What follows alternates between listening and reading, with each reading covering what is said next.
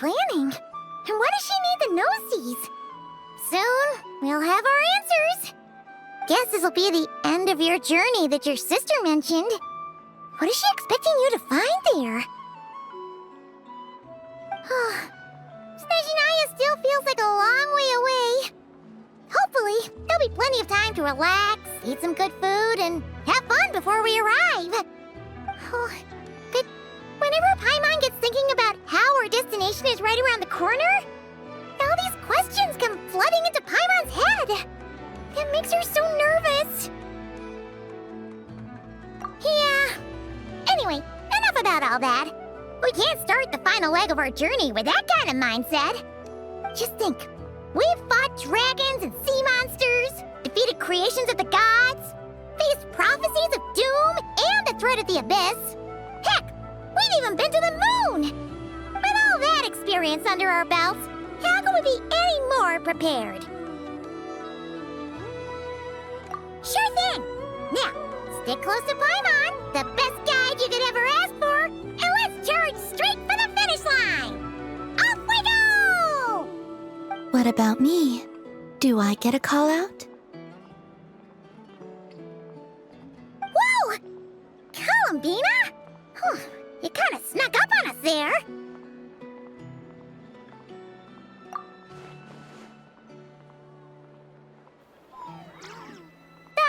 Don't look at Paimon! Paimon didn't sell you out this time. Oh, so it was you! Alright, guess there's no hiding it now. All your friends have gathered at the flagship to see you off. I invited Sandrone, too, but she said she had to go back to Snezhnaya. She must be busy. She had some nasty things to say about you before leaving. Would you like to hear them? She hasn't changed a bit. Alright, let's hear it. If they're heading to Snezhnaya, I'll bet it's to cause trouble for Her Majesty the Tsaritsa. Attending a farewell party for people like that would not be a good look for me right now. Also, please tell them not to count on getting help from a Fatui Harbinger in Snezhnaya. Our time working together was not terrible, precisely, but we're on different sides. So when you get there, don't do anything to make life difficult for both of us. Well, that definitely sounds on brand for her. The attitude, the reasoning. All right, we'll do our best to keep our distance then.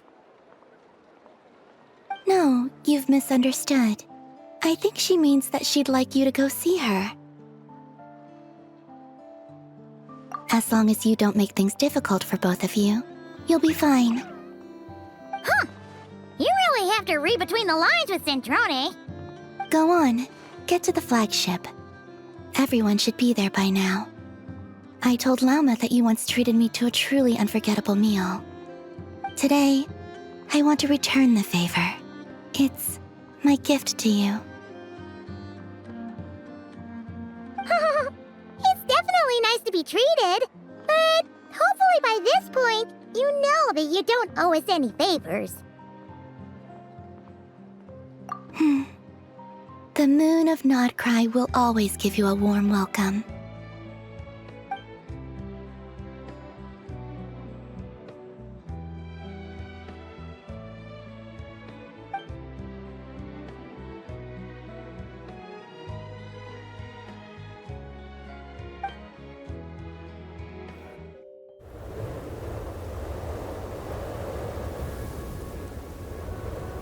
Wow!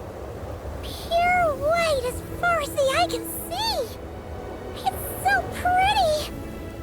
Come on, give up!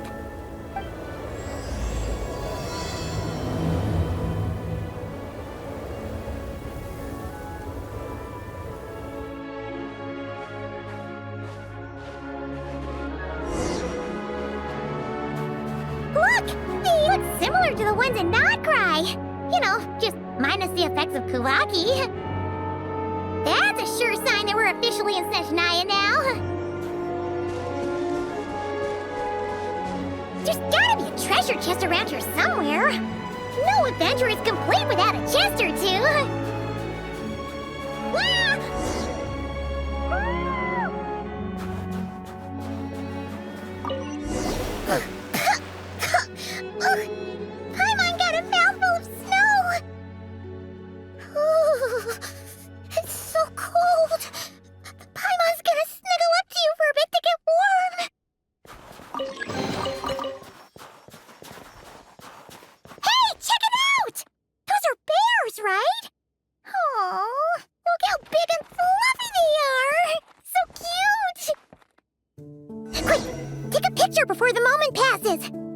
right here.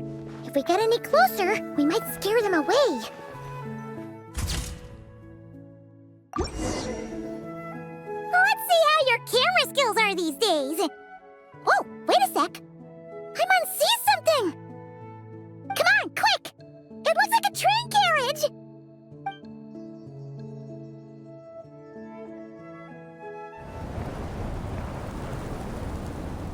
Paimon's heard that Snezhnaya has loads of railways and trains! This must be one of them! But why is it abandoned? Ooh, it's still so cold. Oh, I don't know. Maybe. Oh. Also, is it just Paimon or is the snow getting heavier?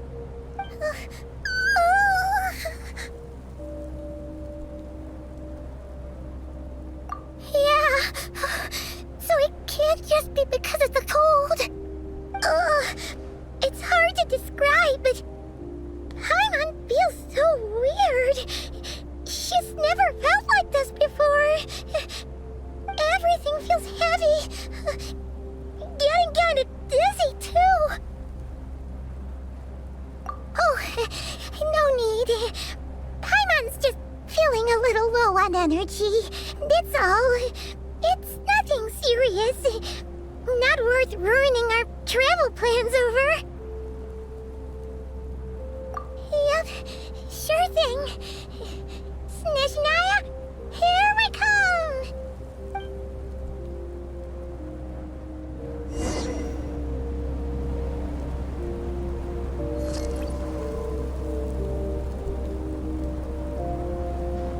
Whew. Seems like the snowstorm is getting worse by the minute. Paimon can barely fly. Oh, look! There's a cabin over there! Phew! Let's get out of this storm!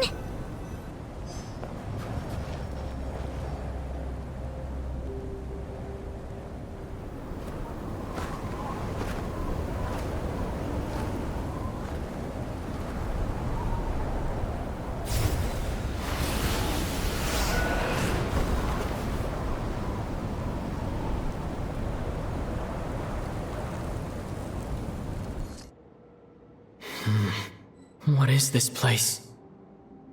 Where's Paimon? I need to find her fast! Paimon! Paimon! That's strange. Where could she be? I guess I'll try further ahead. Hang in there, Paimon. Is that a train carriage? Maybe I can get up from the inside. It says here, Kresnik's torch, civilian model. It's definitely getting a little warmer now it's turned on. I really hope Paimon's okay. What was that strange sound? I can't tell if... Paimon?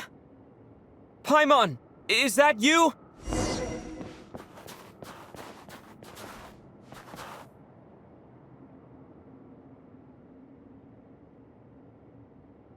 Incoming entity detected. Authorization granted. Initiating original. Hello, Descender, who's reached the eve of tomorrow. Eye of Grey at your service. Time since last activation. Time measurement unavailable due to the influence of... Anyway, it must have been a very long time.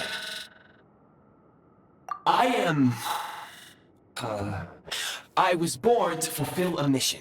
To reach tomorrow. To this end, I must... Strange. What was it? Wait, my body? Huh? Why is my body like this? Apologies. After a long period of inactivity, it appears that a lot of data has been lost. Anyway, I was created so that humanity could reach tomorrow. But I am unable to load further details at this moment. Nevertheless, serving humanity remains my primary objective. I have detected a drop in your surface body temperature. You cannot remain active in this state for much longer. In accordance with my preset programming, upon reactivation, I must ask the one who awakened me the following question. Will you accept me, Transcender? I will assist you, protect you, and fulfill my mission until we reach tomorrow.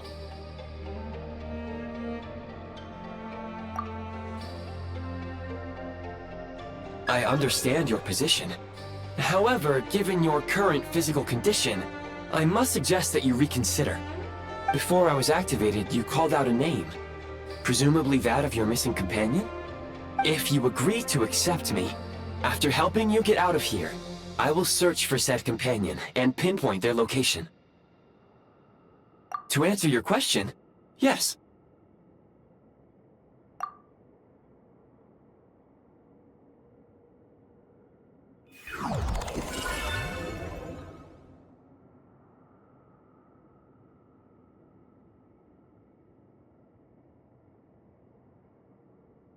You have made a very wise decision. Now that we have reached an accord, you will be my new user. May I ask your name? Very well. I will remember this name until the mission is complete. I need to recover my body, retrieve the power to unlock tomorrow, and help the suffering masses to reach the far shores where the empty Ark floats. I can sense my power scattered across this ice-covered land. I even have a vague sense of where it might be found. But right now, that is not essential. The key right now is you. You must survive and reunite with your companion. You may now execute the command, Demolish. Use it to remove the Prime Ice blocking the path and obtain Prime Ice units.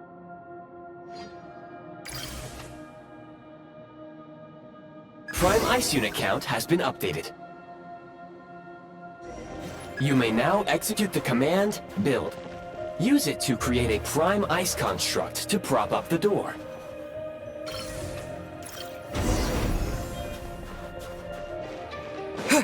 Scanning local environment. Exit has been sealed off with ice. That would not be an efficient approach. One moment. Usable construct blueprint detected nearby. You can use this to clear the solid ice ahead of you more quickly. Construct blueprint added to records. You may now execute the command, Build Heat Source. Generate a temporary heat source to rapidly melt the solid ice.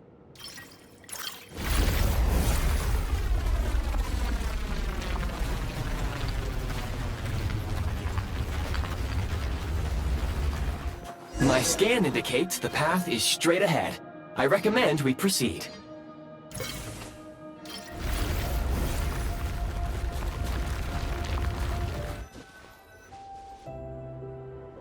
Kresnik Crystal located. Please collect at your earliest convenience.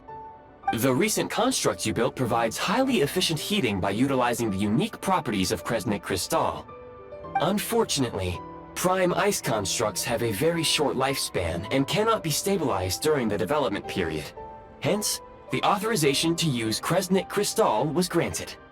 That said, I have already forgotten what warmth feels like.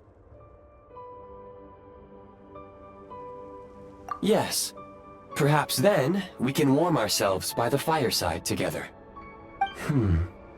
But for now, all you need to remember is this. If you collect Kresnik Crystal, I can extract the energy within and use it to maintain your body's surface temperature. Low power. Please use Kresnik Crystal to replenish energy reserves. Signs of physiological activity detected in the distance. It is highly likely to be your travel companion, Paimon. Go. Go now. Be reunited and sing together. May all the people be united as one. May all of life rejoice in unison. Approaching the target location. Scanning for signs of life. Life forms detected. 2. Affirmative. However, that is not the reason for my confusion. According to my database, this location is a train station, meaning the number of life forms is unusually low. Real-time environmental data suggests that the train station may no longer be in use. But whatever the situation, please exercise caution.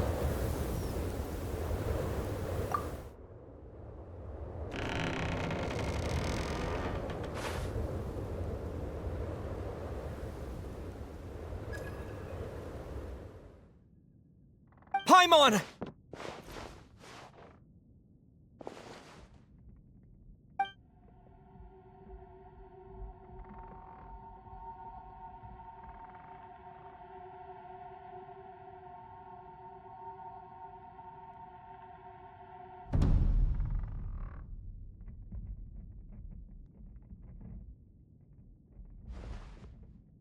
Who are you? Don't worry. She's only sleeping. You must be the Traveler. She called your name repeatedly while attempting to battle her way through the blizzard. Newcomers to Snezhnaya struggle to adapt to the sheer cold at the best of times. Lately, even the locals are suffering, with a powerful monster having summoned a bitter snowstorm.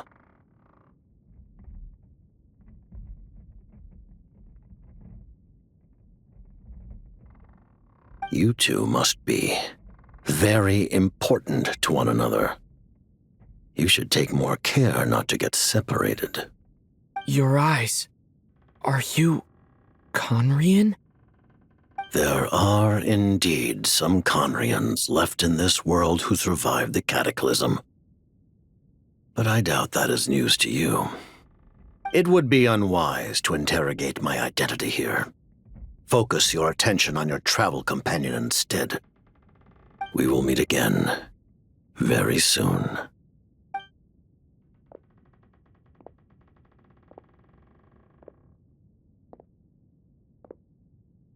The unidentified subject has now left the area. He appears to be an individual of great significance, but my search has yielded no relevant data. I will try searching the database again.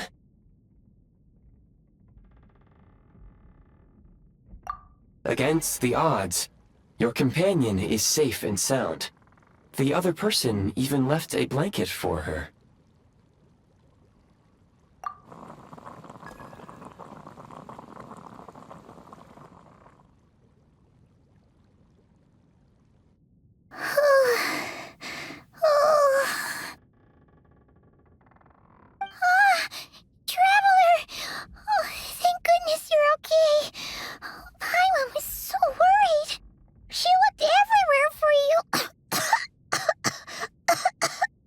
It's okay. Take it easy. Are you feeling all right? Pretty much the same as when we first got to Snezhnaya. Paimon must have caught a cold. She was feeling so faint. She just couldn't keep going any longer. So she had to lie down and sleep it off. Wait, where did the jester go?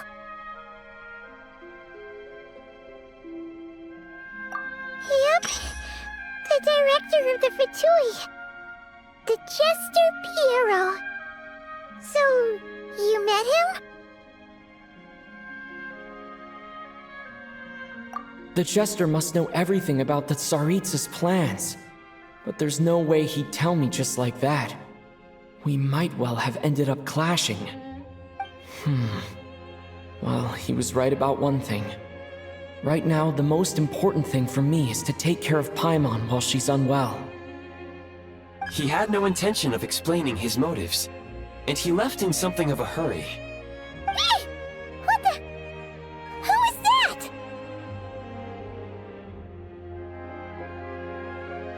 It looks like half a pair of goggles.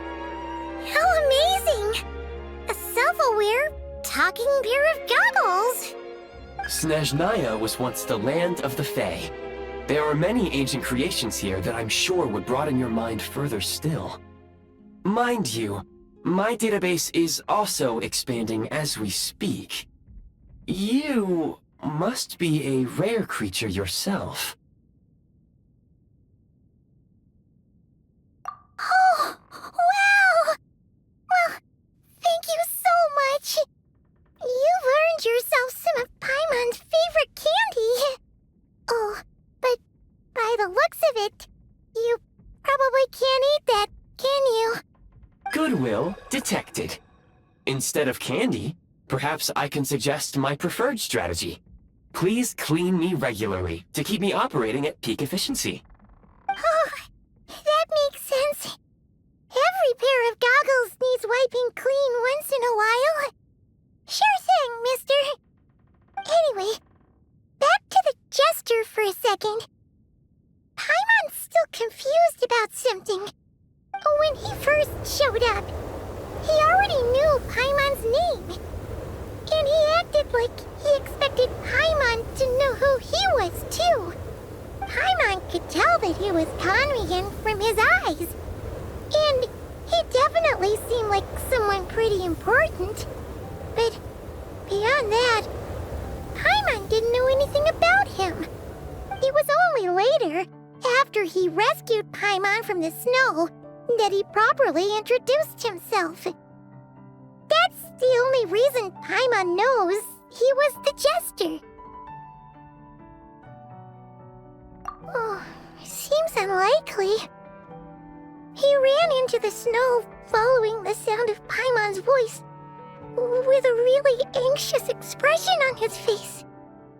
He didn't act like someone who knew she would be here in advance.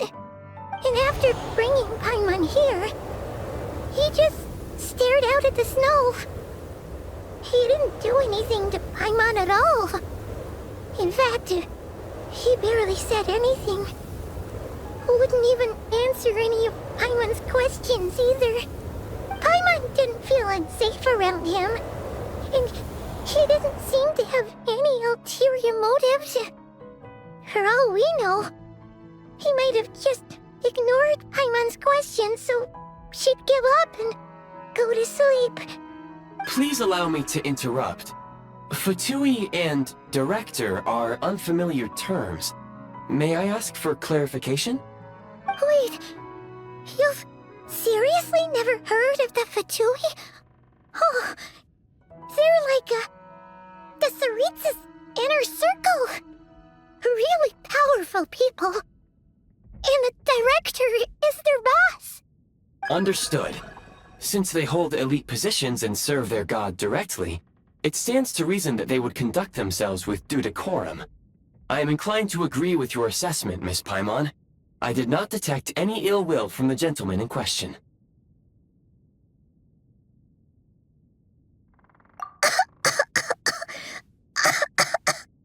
Sorry, I shouldn't have encouraged you to talk so much. Paimon, new plan. Let's get out of Snezhnaya for now. We can come back after the weather clears up and you're all better. The jester mentioned that this snowstorm, being the work of a monster, is worse than most. Even if we made it to Snezhnagrad, we'd still have to wait out the storm before we could do any exploring. Oh, well, it's really nice of you to look out for Paimon, but she doesn't want to hold you back. We were really psyched up for this journey when we first set off. Just think of all the burning questions we have. If we turn back now, who knows how long it'll take before we finally get answers. Further information is required regarding the monster situation. But objectively speaking, there is another, more pressing issue at hand. At this point, we have traveled a significant distance into the blizzard. Were we to turn back now, the road would be extremely treacherous, especially since we would need to travel on foot. If, however, we continue onward, there may be a better solution. Do you remember what I said as we neared this location? I told you that this is a train station. While it has evidently fallen into disuse for unknown reasons, the tracks remain intact. We can break through the blizzard and forge ahead by driving a train. That is the Snezhnayan way. There is a small town up ahead, which would be the perfect place for Miss Paimon to rest and recover.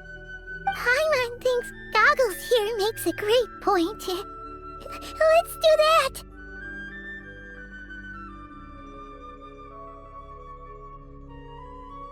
Oh, come on. Don't worry. Think of all the traveling we've done so far. When has Paimon ever gotten sick before?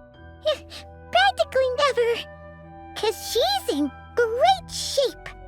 Sure, she's a little tired right now, but it's sure to clear up on its own. Affirmative.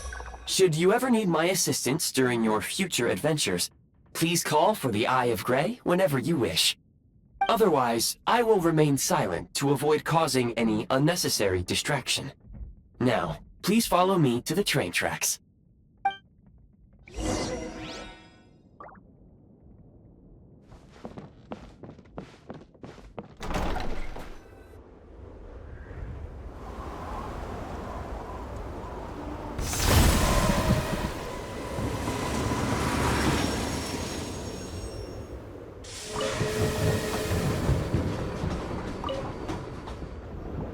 Heading north from here, we will soon arrive at... Wait, there's an error message. Could not detect clear tracks. What exactly does clear mean? Brace for impact, friends! Preparing to enter impromptu flight mode.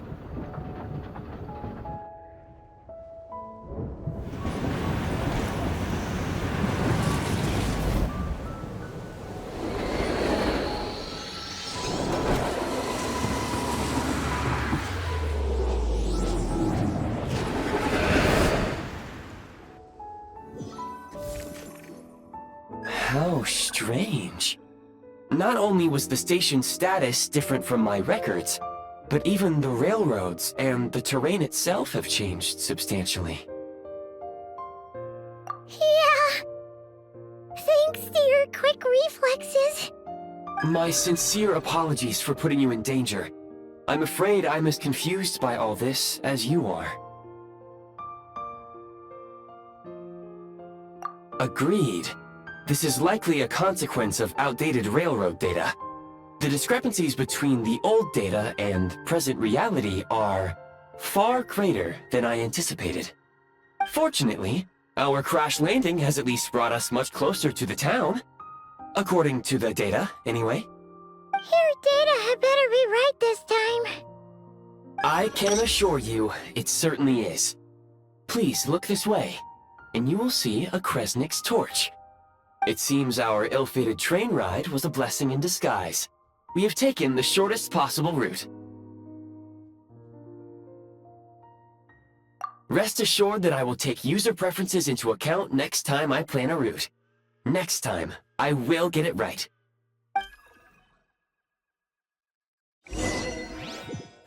Excuse me, is there an inn nearby? I'm sorry, but they've all closed. Sorry to interrupt. We're looking for a place to stay. I can't even afford to warm my own house, let alone run a business. Excuse us. Is there anywhere we can stay around these parts? I'm afraid not. You'll have to try your luck somewhere else. All we can do is wait for the next shipment of Kresnik Crystal to get here.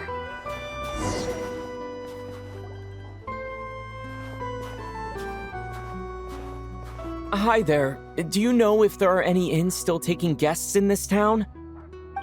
Doubt it. They're probably all closed. No one has enough Kresnik Crystal to heat their own homes, let alone a business. Oh, what a bummer. I clocked you a while back. You adventurers or something? We don't get many tourists in inland Snezhnaya these days.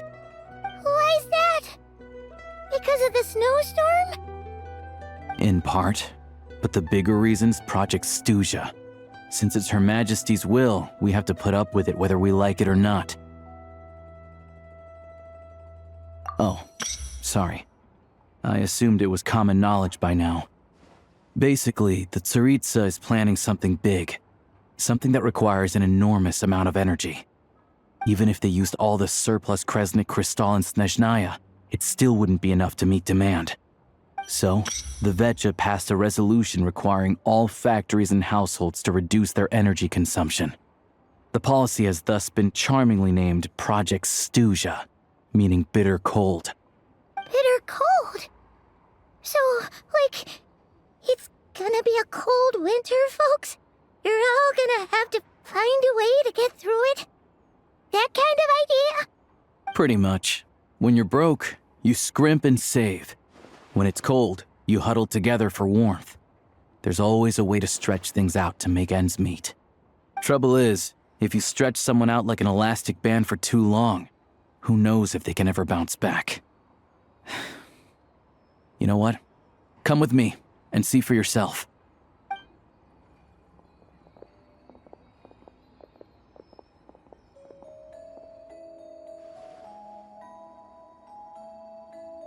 Can you please explain to me why the price of Kresnik Crystal has gone up by 1/3 again? Even as our purchase quota has gone down. You only come here twice a month. This won't even last us a week. The supply and pricing of Kresnik Crystal are based on current production volumes and price data. We Fatui are only responsible for delivery and security. I'm not in a position to explain to you how the figures are calculated, but I assure you, they are as fair and reasonable as possible. Oh, so our lives mean nothing to you? How can you expect anyone to survive a single night in this weather without heating?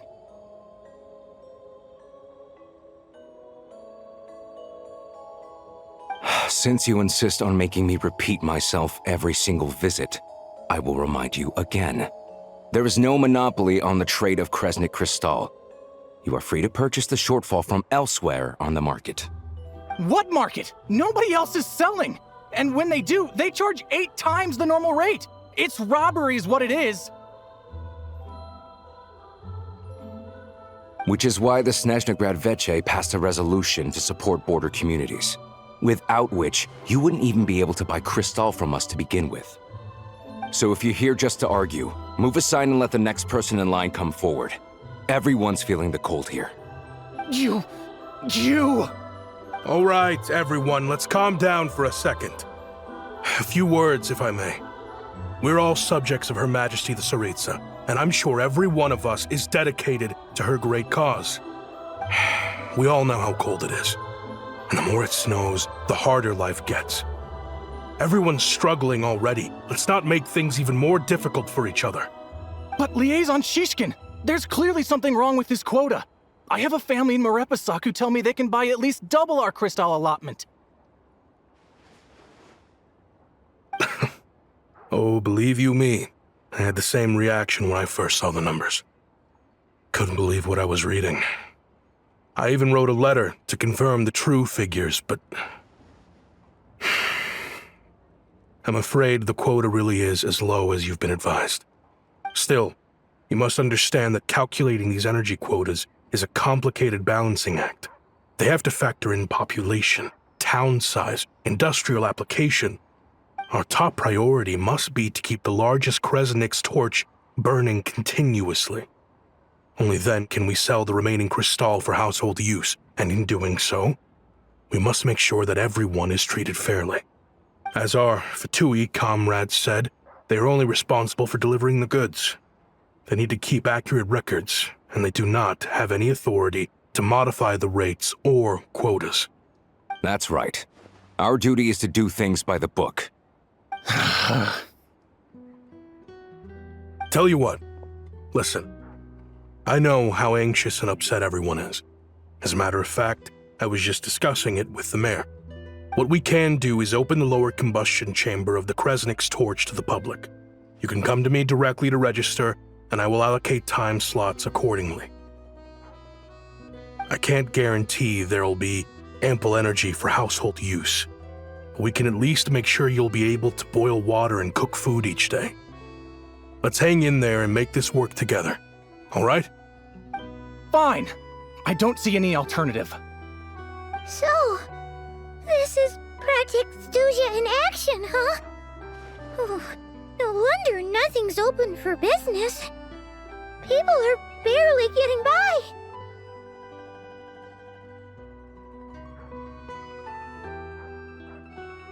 You were looking for an inn, right? For your, Fae friend? Oh, Paimon's not a fae. Just Paimon. She must have caught a cold or something. We only just got to Snezhnaya, and we're still getting used to the climate. I have a small place in Stratomaros. I don't stay there very often, though, so it's pretty basic. But if you're not picky, you're welcome to rest there for now. It's not much, but I've got blankets and a warm fire. Are you sure? Oh, that's really kind of you. All right, then. This way.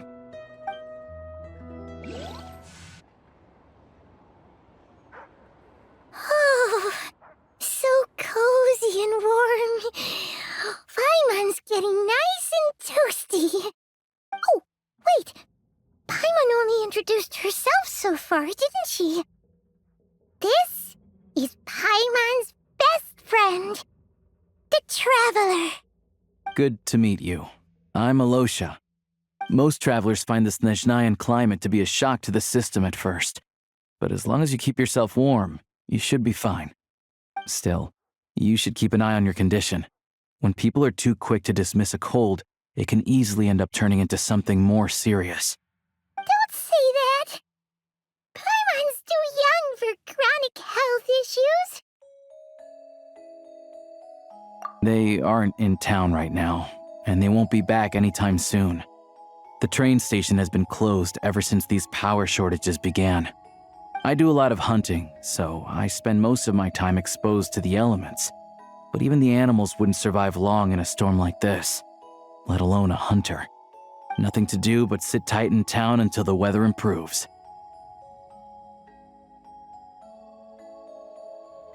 I get that you're in a hurry, but even if the station were open, that doesn't mean there'd be any trains. We could end up stuck here for a long time, I'm afraid. What? Your own train? Wait, hold on. That train? The one that suddenly fell out of the sky and crash-landed on the ice? Oh, we got lucky and found it in a cave. Oh, then our luck ran out and we had a little accident. Pretty crazy for a random find in the mountains. Well, as long as your train's good to roll, you might get to Snezhnagrad after all. I've been doing some digging recently. Turns out, the real reason for the current energy crisis in Stratomaros is that some of the supply is being seized for a private stockpile. But to expose what's going on, I need to catch them in the act. So, I'm heading off to catch a rabbit. Huh? Wait, a rabbit stole the crystal? It's a figure of speech. Real rabbits couldn't pull this off. They prefer carrots to Kresnik Crystal anyway. Shishkin, Mr. Positive Attitude, let's all get along now, shall we? Him? Really? Paimon never would have guessed. Huh? You're coming with?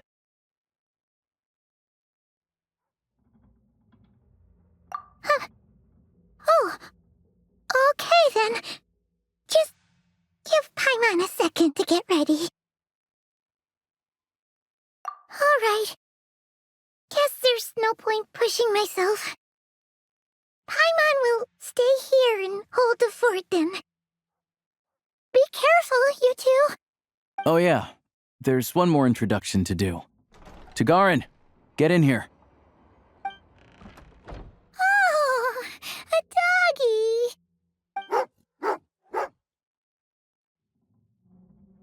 Oh, angry doggy.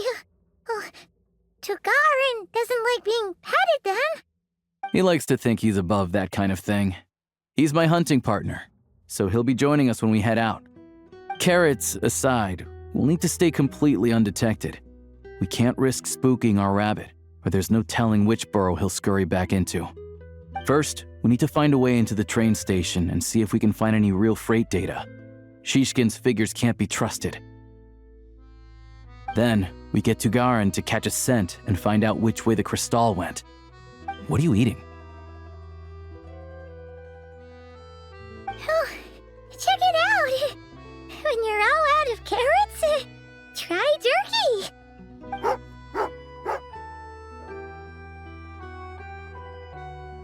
Good doggy! Good doggy! A fellow dog lover, huh? Yup! And rabbit lover! Carrots are great too, you know. Good to know. Eat up, Tagarin. We got a lot of work to do.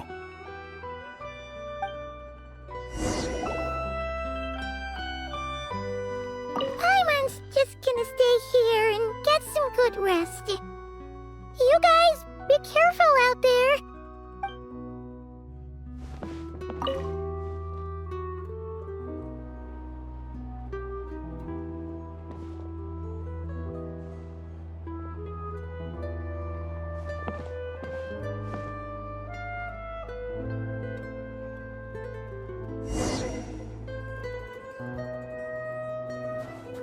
Wait.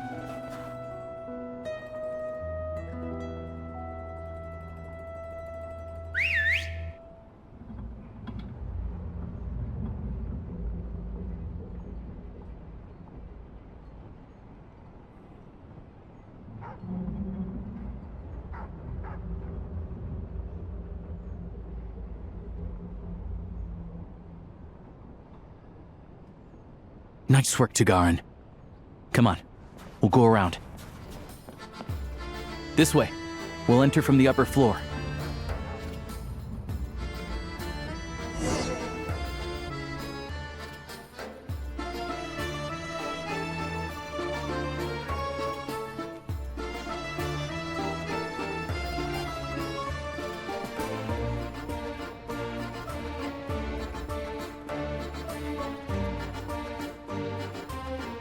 There we go. A freight list. Straight from the Fatui. So Shishkin won't have had the chance to doctor the figures. Looks as new as the day it was printed. I guess no one bothers reading these unless they have ulterior motives. Yeah, this is all we need. Come on, let's get out of here. Then go track down the crystal. Tagarin's a keen hunter, and catching rabbits is his specialty.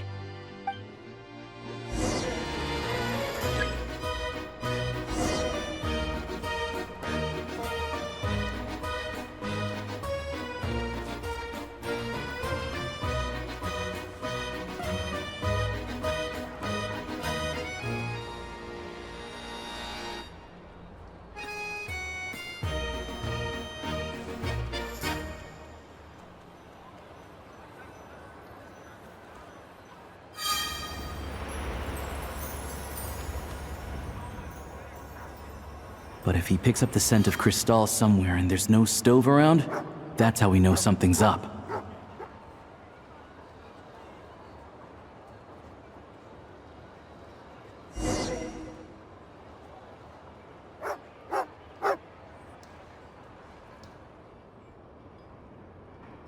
This must be the rabbit's warren.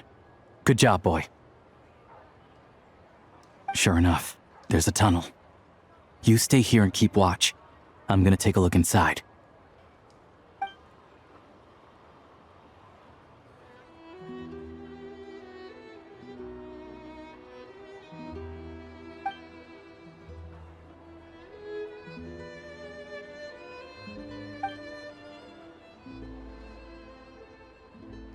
Thanks for looking out for us. Things are getting tougher by the day. No need to thank me, it's my pleasure. Sure as Her Majesty the Tsaritsa watching over us, every sacrifice will be worthwhile. Let's grit our teeth until the blizzard passes. These days of hardship will be over soon. Maybe for everyone else, Liaison Shishkin, but for you, the hard times have only just begun.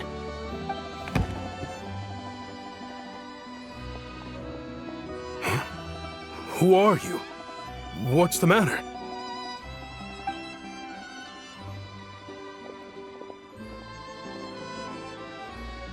I just had a question for you. Why, when times are as tough as this, would someone hoard more Kresnik Crystal than they could ever use? All the crates here are from the most recent shipment, but they weren't brought here for sale. Instead, they were secretly stashed away. Would you be able to shed any light on the situation, Mr. Shishkin? Me? Why, I have no idea. But look at how much there is. It's quite a godsend. Now there will be plenty to go around. This godsend was found in a cellar adjacent to your residence following a tip from Mr. Alosha. And this is only a fraction of what we found down there. We're still taking a full inventory. The official figures will be finalized shortly. I've always been grateful for your efforts to mediate between us and the townspeople of Sretomaros. But now, Mr. Shishkin, it appears you were the source of the conflict all along. How could you do this to us? We trusted you to have our backs. You've been lying to us this whole time? Hey,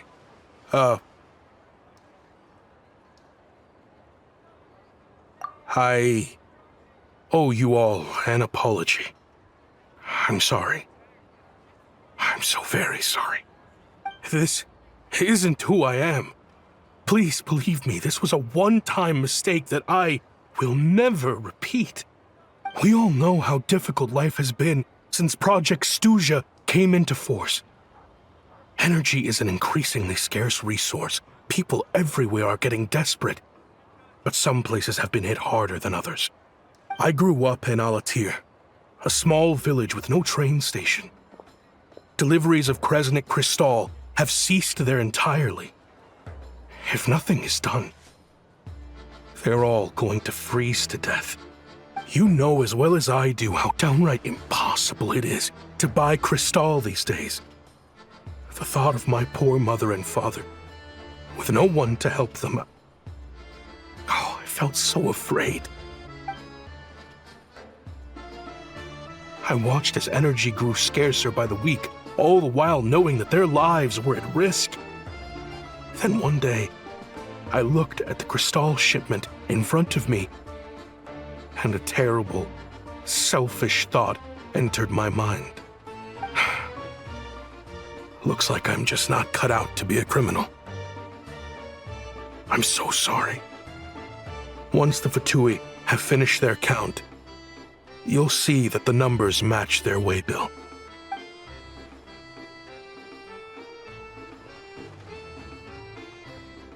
I have the official Snezhnayan quotas here. Anyone who has already purchased energy, please make your way over here to correct your transactions. I'll make a batch purchase of Crystal worth 3 months' salary for you all to use free of charge. As for Alatir, I'll think of something else. You don't have to go that far. Yeah, owning up to your mistake is enough for me. You've done plenty of good for the community in the past. I'm not looking for a handout. Drop the act. You claim this was a one-time mistake, but the real reason there's only one shipment's worth of stolen Crystal in your basement is that you have an accomplice. Reporting in, sir. We've conducted a full search of the mayor's house. As expected, we found many crates full of Crystal, half of which were still in their original shipping containers. This wasn't your first time at all. You've been colluding with the mayor of Sretomaros for a long time now. The train station's currently out of service, but it does open for a short window every time there's an energy delivery. And every time a train pulls in, you're there on site to take inventory and oversee the workers unloading the cargo. The mayor handpicks said workers. Per his instructions, they transport the Crystal by tunnel at night to the mayor's house, and he sells it out of town. But since he can't get the goods out of town by train, he had to arrange an alternative method of transportation. This meant slower sales, which gave me plenty of opportunity to catch him in the act. Wait, the mayor's involved in this too? Preposterous. What proof do you have of any of this? Basic math. I've spent a lot of time lately counting carriages as the snowstorm rages. Counting carriages? What? The energy consumed by a train depends on its total weight. And since energy is a limited resource right now, it's fair to assume that every carriage is packed full. So, if we take the energy required for the Kresnik's torch, add the sales figures you provided, then compare that figure to the train's theoretical cargo capacity, guess what? The numbers never match. It's always off by 1 or 2 carriages worth. This time, you set a new record. 3 carriages missing. You mean to tell me that you sat around outside, counting carriages, in this weather? I'm a hunter. I have 2 options: hunt or starve. Well, I've heard enough. The evidence speaks for itself. Take Shishkin and the mayor into custody and escort them back to Snezhnaya.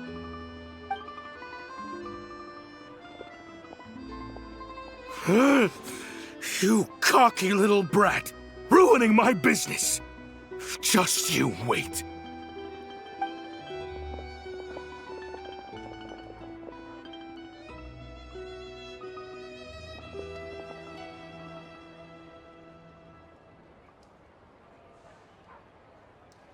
Yeah, something felt off, so I just followed my gut. Math isn't my strong suit, though. I'm lucky my dad made me learn enough to get by, but all this number crunching was a million times harder than the aim and fire work I'm used to. Thank you for your assistance. You're a brave lad. Shishkin was quite the cunning criminal, as I'm sure you can tell. He did all of this right under our noses, and we never suspected a thing. A wolf in sheep's clothing. He had everyone fooled. Even with that sob story he fed us. He was probably trying to keep the mayor out of it, not just mask his own motives. Without the compelling case you put together, even I might have fallen for it. Alosha, was it? Tell me, are you really a hunter? We can go find some wild animals if you want. I'll fire off a couple of shots, and you'll see whether I'm the real deal. I didn't mean to cast suspicion on your identity. It's just... well, I'm sure you've heard of the Rokot. Recently, they've been recruiting people with your kind of talent. They hide in plain sight under false identities, working against Project Stuzha, sometimes directly opposing the Tsaritsa herself. They aren't a violent organization, and their goal is to improve the lives of the common folk. But still, as a member of the Fatui, I wouldn't be doing my job if I didn't keep tabs on them. First I've heard of this. I don't really keep up with what goes on in the city. All I know is, people who don't mind their own business in the city end up paranoid about everything. As for me, I just couldn't stand Shishkin. I'm from Alatir myself, and I can tell you, nobody's lived there in years. Why would an abandoned village need Crystal? Of course, no one really cares about the fate of that place. I'm guessing today is the first you've heard of it. I see. It does sound quite tragic. Really. Well, thanks again for your assistance, and your friend here too. I will report this incident to Snezhnaya. The Fatui will take over energy distribution until new officials are appointed. We'll also ensure that the train station resumes normal service as soon as possible. Looks like it's my turn to brush up on math now. I never liked it as a kid either.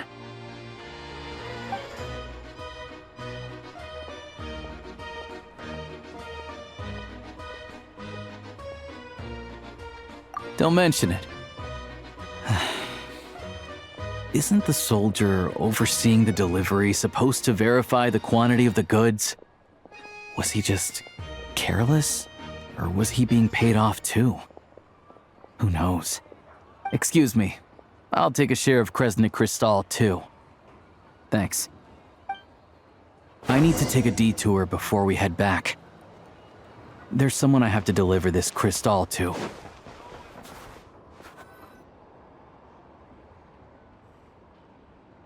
Hang tight for a moment. This old lady, she doesn't really know who's who anymore.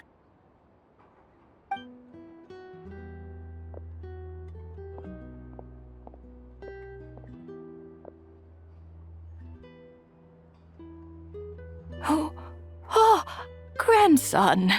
It's so cold today. You must be freezing. Ma'am, it's me, Alosha. Alosha? Alosha who? You know me. I came by earlier today. Cleaned the ashes out of your stove, gave you some warmer bedding, and washed your back.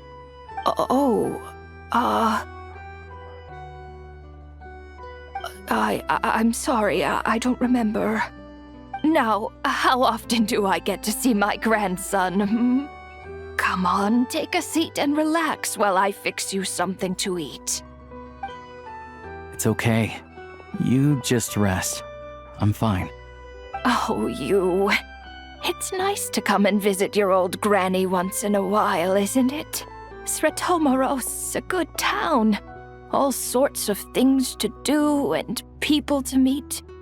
And the local officials are good to us. Sit down, come on, take a seat. I still have some fruit left. Let me get it for you. Please, don't get up on my account. You need to rest. Where's the fruit? Right under the basket by the door. Or maybe it was on the bedside cabinet.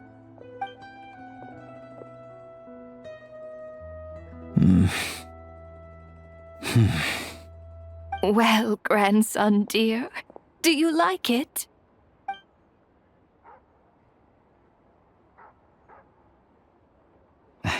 Very much, ma'am. It's delicious. Good, good. Wonderful. You don't need to save any more for me next time, all right? Fresh fruit is hard to come by at the moment. You should eat it as soon as you get it. Oh, I don't need it. I'm fine. But if you like it, come back for some more soon.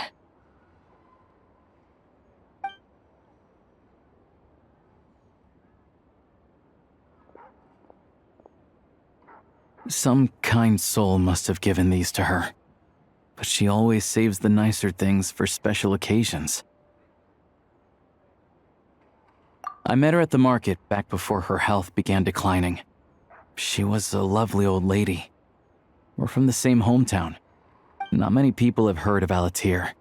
And if they have, it's usually for all the wrong reasons. There's a gang of highwaymen that came from there. Now that it's an abandoned village, it's rare to find anyone who shares fond memories of our hometown.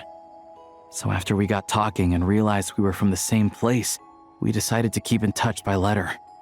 I first learned of Sretomoros' energy supply problems from a passing comment in one of her letters. Then, after her health went downhill, I started visiting more often to check in on her. The town's been in decline for a while now, but because of her memory problems, she thinks of it as the bustling, prosperous Sretomoros still in its heyday. That said, I kinda appreciate her optimism. There's not much of it going around in this world of ice and snow. It's fine. Everyone grows old. In Snezhnaya, some people believe that in your final moments, you'll sense a familiar presence by your side. You turn to look at them, but their face is blurry. So you focus hard, trying to make out who it is. And when you finally see their face, the Grim Reaper reaches out and takes your life. She still calls me grandson, though. So at least I'm not a blurry face in her world just yet. Come on, let's get back and see how Paimon's doing.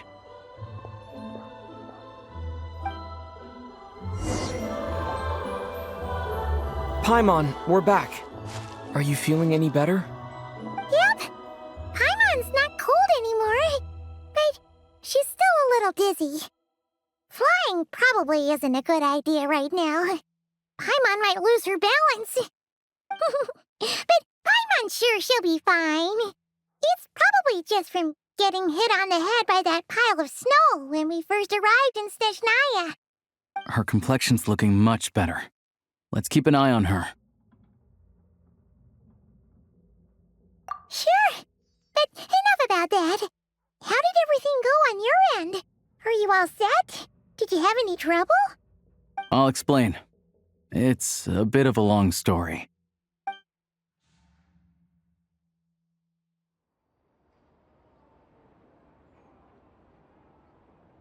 Jeez, you guys got pretty busy.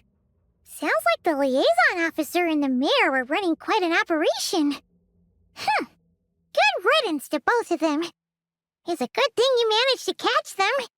So, you said the train station will open again soon, right? And everyone has enough crystal now? Yeah. Well, enough to survive at least. Project Snezhnaya isn't going away anytime soon. People will still have to scrimp and save to make ends meet. Don't know. The goal of Project Snezhnaya is to gather energy for the Tsaritsa, but no one knows where that energy's going. It's never been made public.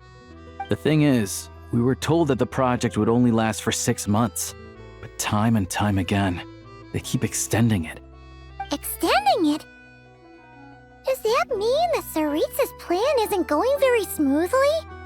That's what everyone suspects.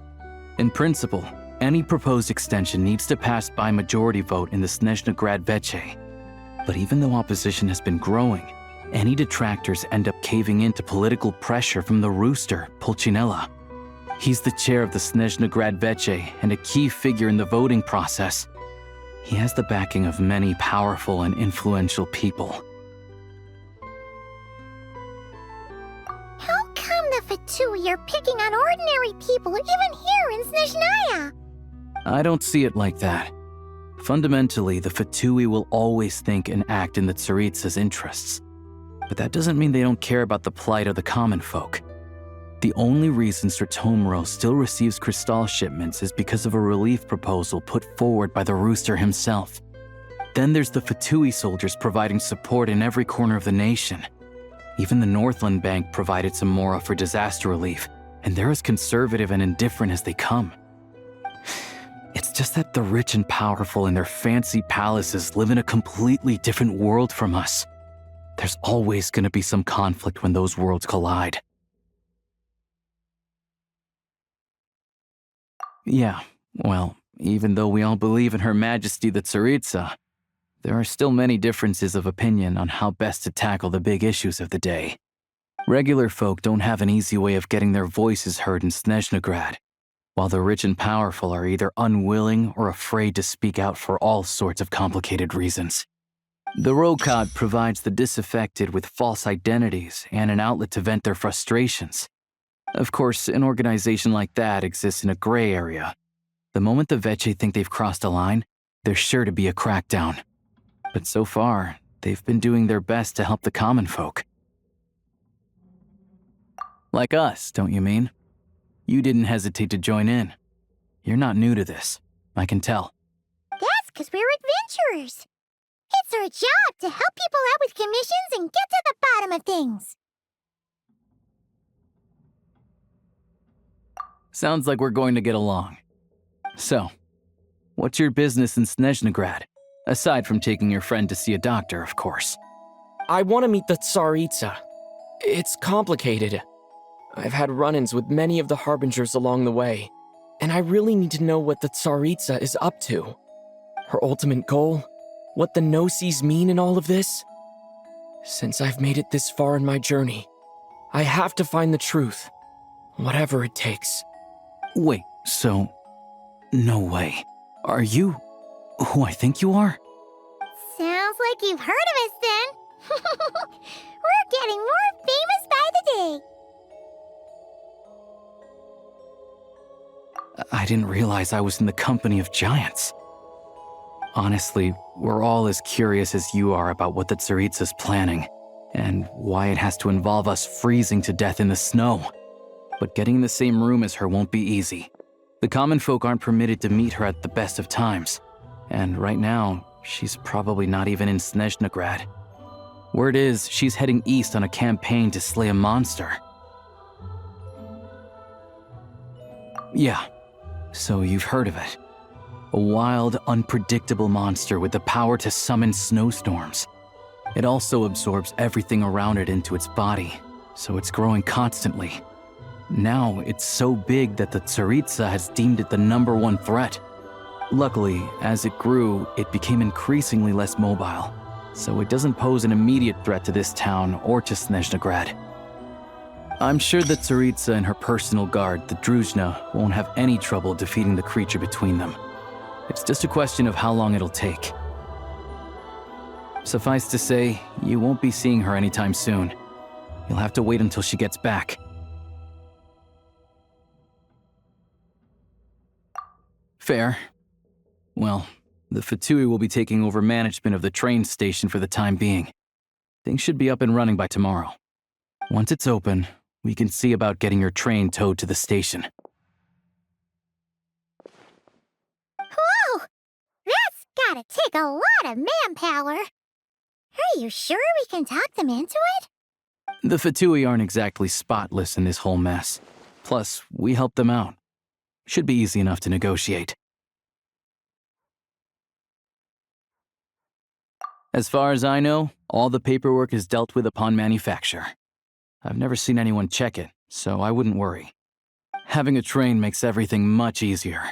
We'll reach Snezhnaya in no time. I need to head there myself anyway. Got some game to trade for Mora. I know a good doctor in the city. I'll introduce you when we get there. Oh, thanks so much. Let's get a good night's sleep ahead of our big trip tomorrow.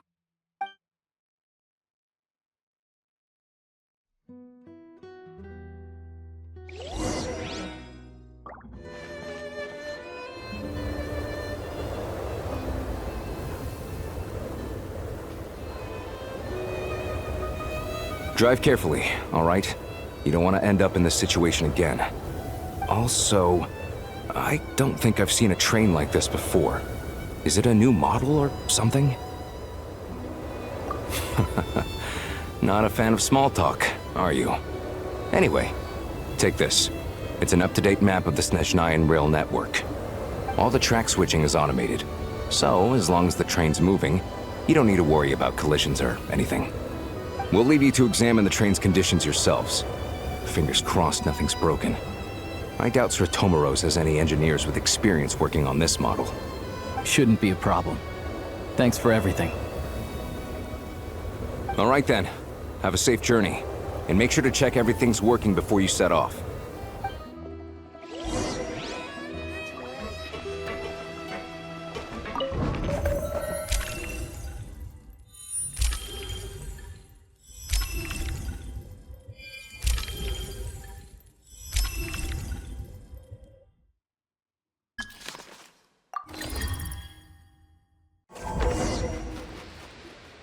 Alright.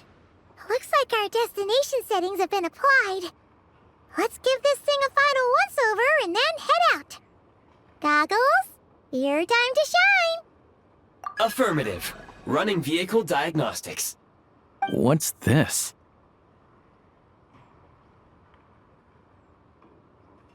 Engine, green. Wheels, green. Frame, minor damage, but no impact on function.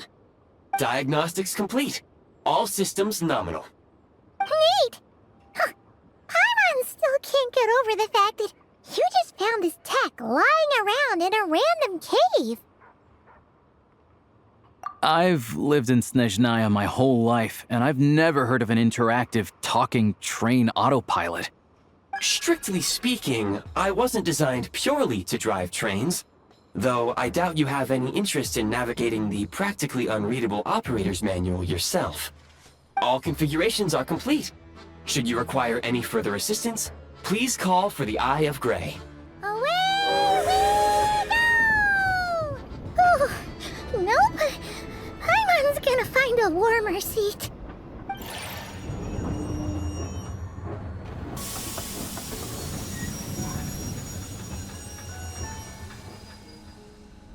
Huh? What's going on?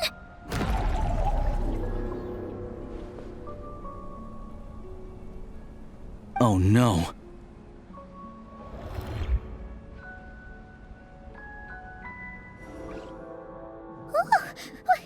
What is this place? Traveler, are you okay?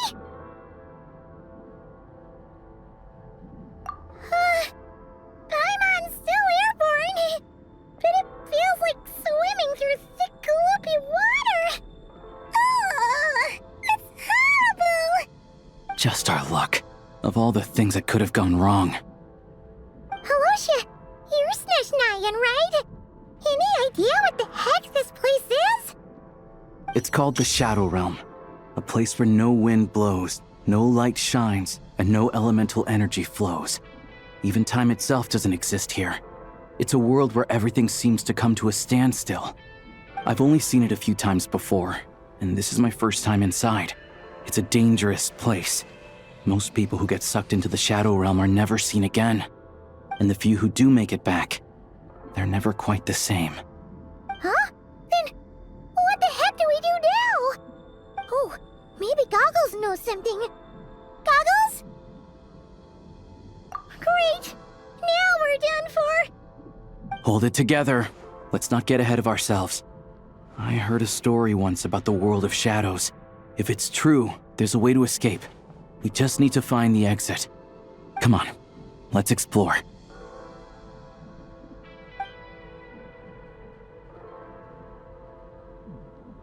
Look at these Fatui! It's like they've lost their minds! Their shadows have been devoured. They're no longer amongst the living. I can't channel elemental energy here, but I have a few gadgets that still work.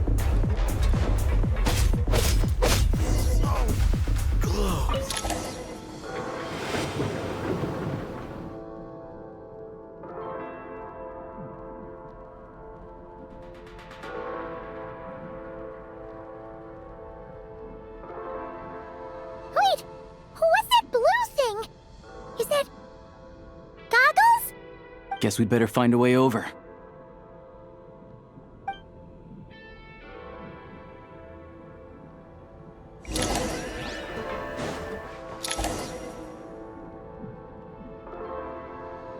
Goggles! Hello. I am glad to see the three of you safe and sound. For now, at least. But things aren't looking too good. Correct. We are now inside what is known as the Shadow Realm, the darkest space in the shell, where even the Most High is loath to cast its gaze. Time and space hold no meaning here. It intersects with the world of the Light Realm only rarely, like an air bubble that rises to the water's surface. We must leave this place before it sinks back down into the depths once more. Sounds like you have a plan. Yes. In fact, the very purpose of my creation was likely to... from the Shadow Realm. It appears that key data is currently inaccessible, but now is not the time to resolve that problem. I have marked the exit to the Shadow Realm for your convenience.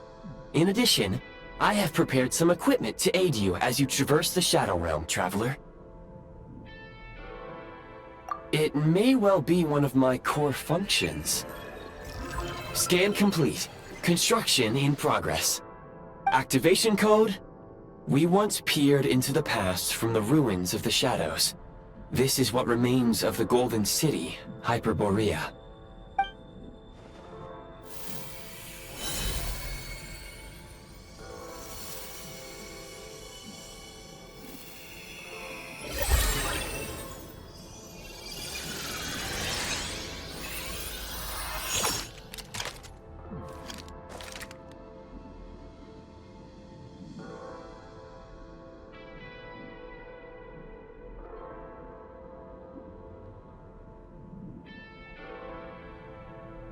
Whoa!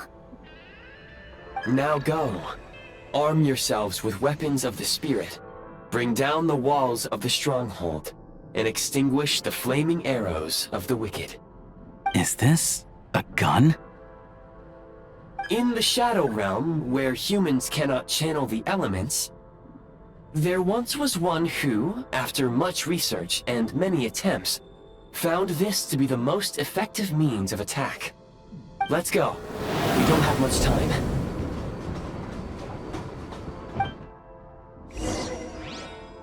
When you encounter small obstacles, you can simply clamber over them. You can slide to navigate through low, narrow tunnels. Obstruction ahead. You may be able to use the explosives nearby. Shoot the explosives to detonate them and clear the path.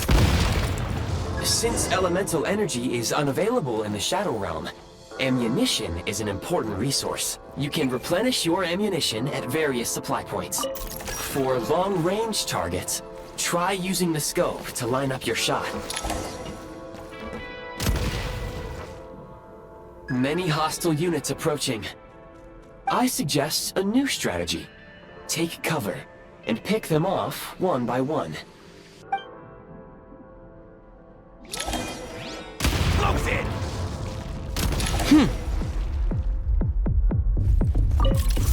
Yeah. More enemies detected. Charge! The advantage! Fall back!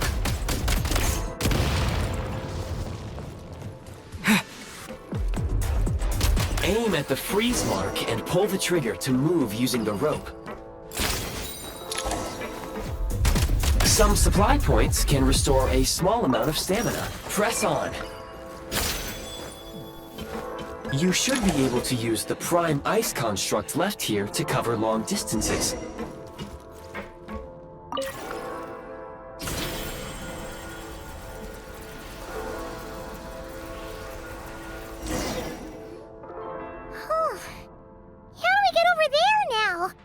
I recommend using this grappling gun. Such devices were originally used to secure structures in the Shadow Realm. If you detach the connected hook, the grappling gun will automatically fire a rope to another nearby hook. Okay. So, we just removed this hook, right?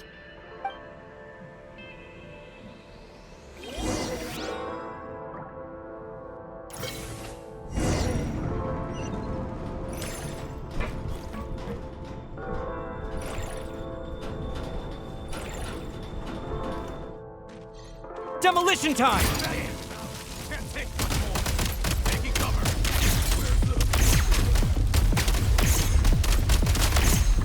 Whoa, careful! Shift your center of gravity and slide down.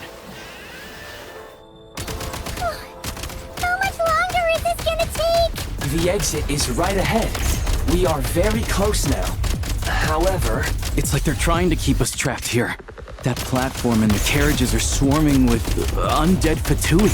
Guess we gotta storm through. You may find switching to assault mode makes your attacks more effective.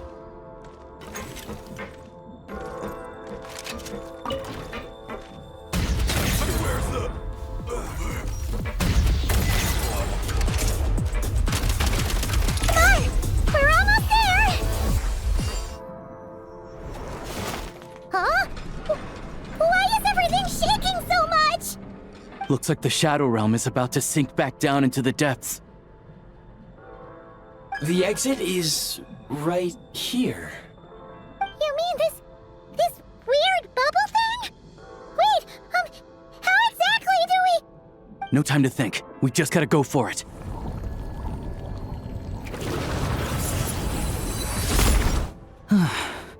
Looks like I was right.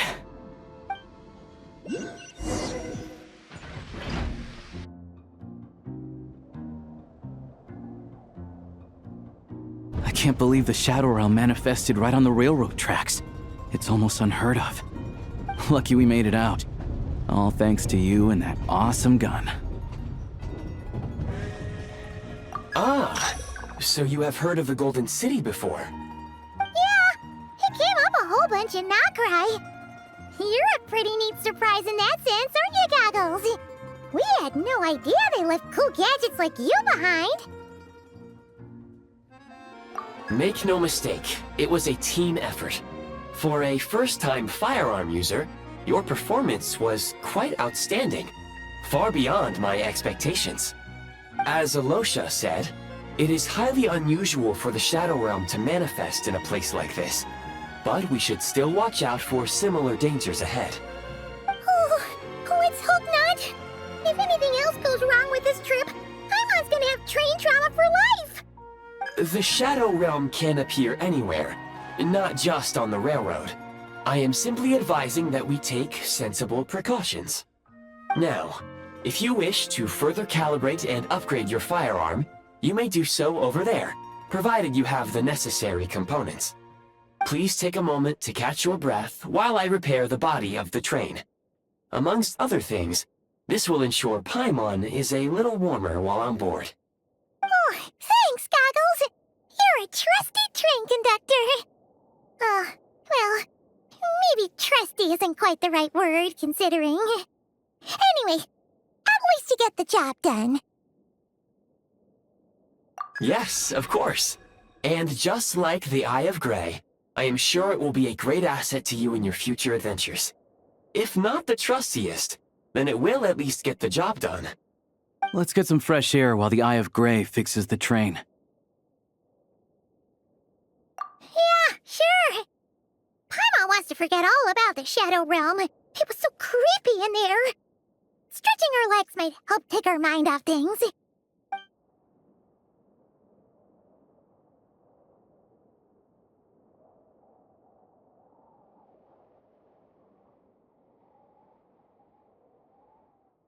It's so quiet here for a train station. Not a person in sight. Just abandoned houses.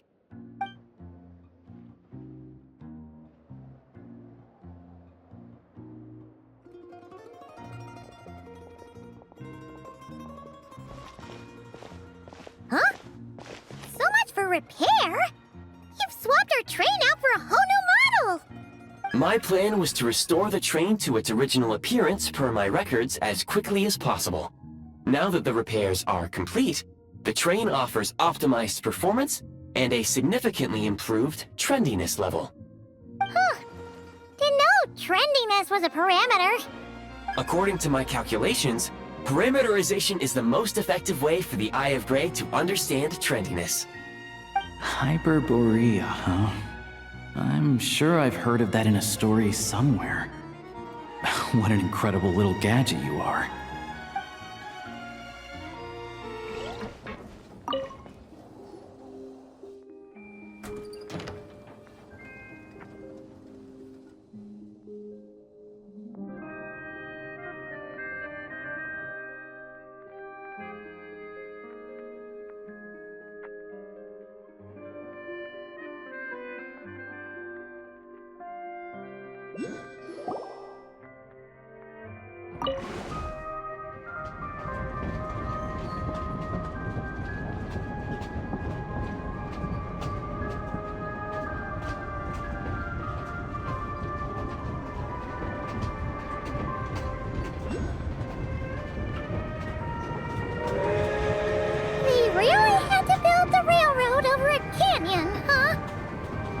You might want to avoid looking down if you're afraid of heights.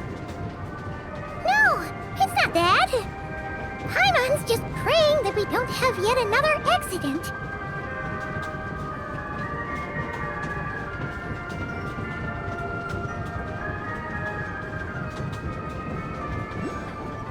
That mountain is breathtaking. Reminds Paimon of Dragonspine. They say this mountain's the domain of a Snegovic lord. A lot of the Snegovic retreated there to live in seclusion, so it's a pretty mysterious place. You hear all kinds of stories. Even the residents of the nearby town of Svietlo-Lidovka steer clear of the summit, and they make a living off of harvesting prime ice.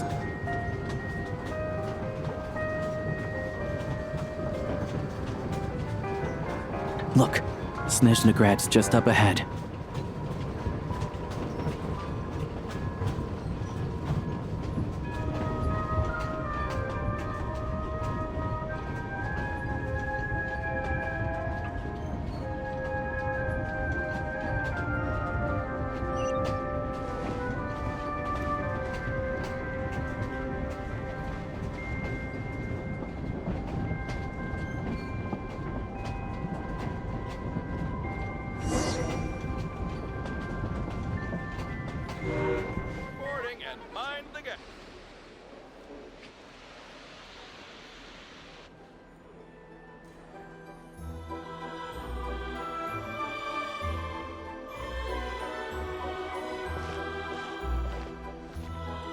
Here we are.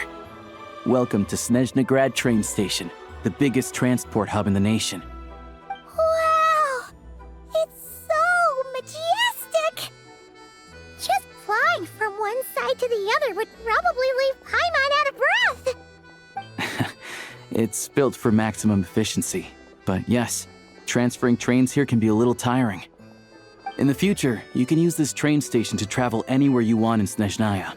For now, though, come with me. Let's get Paimon checked out. This way. There's a lift car that goes straight to Sapoliarni. Look! Look! They have really funny-looking heads! And those ones are about the same height as Paimon! But it looks like they can't fly! Those would be Volkudlak and Domovoy.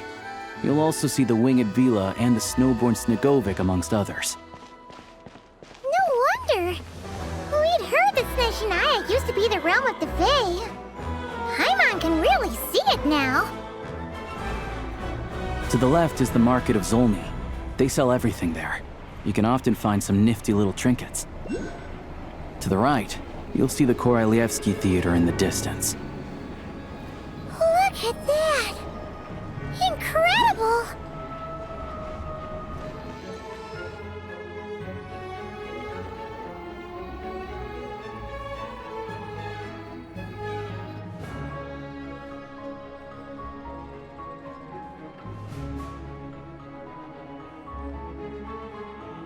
Wow! Snezhnaya is stunning! Seeing it with our own eyes makes all the trouble we went through to get here worth it! I found it pretty stunning when I first came here too. But I soon found out that stunningly beautiful means stunningly expensive. The prices here are crazy. I'm just a small-time hunter, so Zolny is where I spend most of my time. This way will take us to Podvorier restaurant. They offer food and lodging there, so you can get settled in while I fetch the doctor. Is that gonna be stunningly expensive too? Yeah, I mean, there are places to stay in Zolny, but I highly doubt they'd meet your standards. Most of the stoves are out of crystal, the windows are drafty, and at night, four-legged roommates come out to play, sharpening their claws on the roof beams and floorboards. Yep, no way! Not a chance Paimon's staying anywhere like that! Maybe we can split the cost of the room between us? Paimon still has some savings left.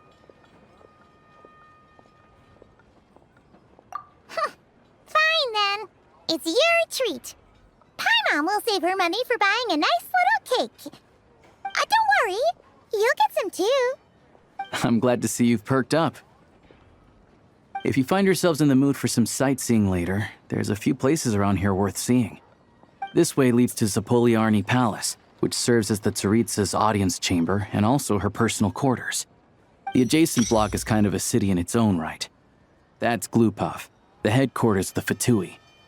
Inside, there's a munitions factory known as the Armory Palace, producing a constant supply of all kinds of equipment for the Fatui. A lot of important research happens there too. And over there is the Snezhnegrad Vecha, where all the big shots meet regularly to make policy decisions. These places are best admired from a distance. I'm sure I don't need to explain why. Yeah, they probably have super strict security. We're not looking for trouble right now. The downtown area is near the center of Sapoliarni. That's where you'll find the restaurants, bookstores, and gift shops. Another place of interest is the Northland Bank, which is over this way. Oh, and I'm sure you'll want to make contact with the Adventurers Guild at some point, right? That's right here. Ooh, speaking of adventuring, we use alchemy quite a lot. Do you know where we can find a crafting bench? No one practices alchemy at Snezhnegrad, I'm afraid. Apparently there's some historical reason for it. Oh. We'll just have to use the one on the train then. Kinda inconvenient. Wait, how come there's one on the train if that's Snezhnayan too? Yeah, I don't know. Not my area of expertise. Still, I wouldn't say the absence of alchemy makes life here any less convenient. Anyway... Finally, there's Zolny in that direction. It's mostly residential buildings and factories, but there's a few shops too. Worth a look around if you're interested. That's about it. You guys go ahead and get checked in while I track down my doctor friend. Sounds good. Thanks for all the recommendations. It'll be good to get out of the cold wind. Paimon's starting to feel another headache coming on. Podvorier restaurant is right this way.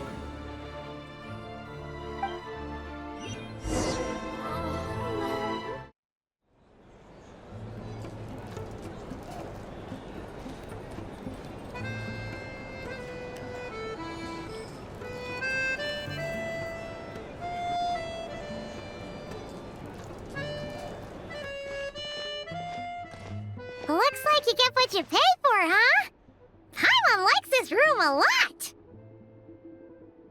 Yeah, much better now that we're out of the cold. Oh, thanks for taking such good care of Paimon. Honestly, she feels kind of bad for throwing a wrench in the works. If this were anywhere else, we'd be out investigating and adventuring by now. But instead, we're stuck here waiting for a doctor. You're right. No need to push ourselves too hard for no reason. A lot happened on our way into the city.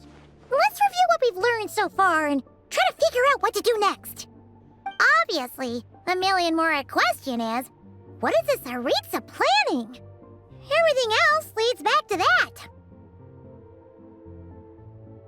Sure was. And so far, we've learned that in addition to the 7 Gnosis, her plan also requires a ton of energy. But we won't get to see her anytime soon. Alosha said that she went east to fight that big monster.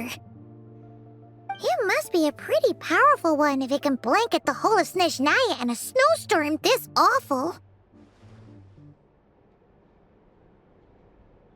To be honest, what we're really lacking right now is information. The kind of information that only the higher-ups in the government would know, not word-on-the-street type of info. Paimon can think of a few people who might be able to help us, but...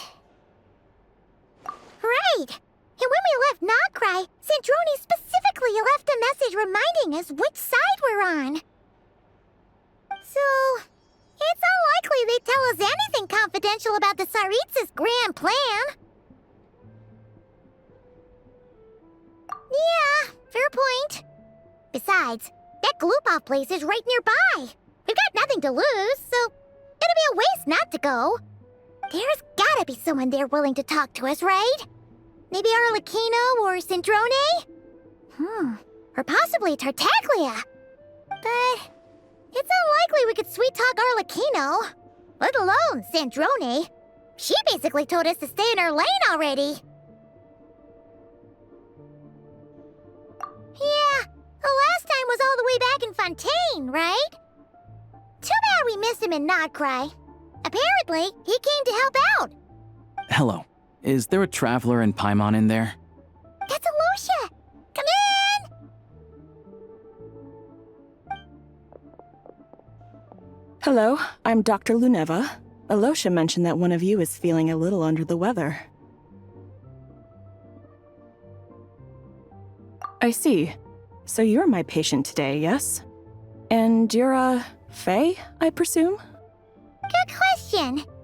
Paimon's not too sure either, but she's definitely not the same kind of Fae as the ones we saw at the train station.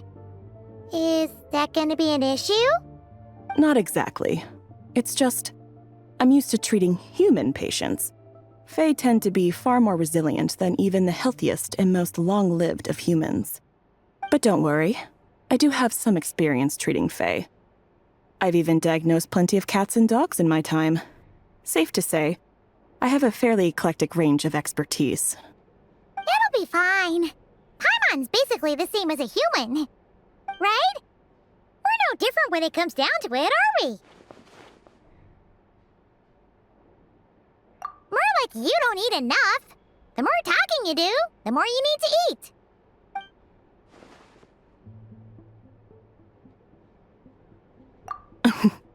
Now, please take a seat.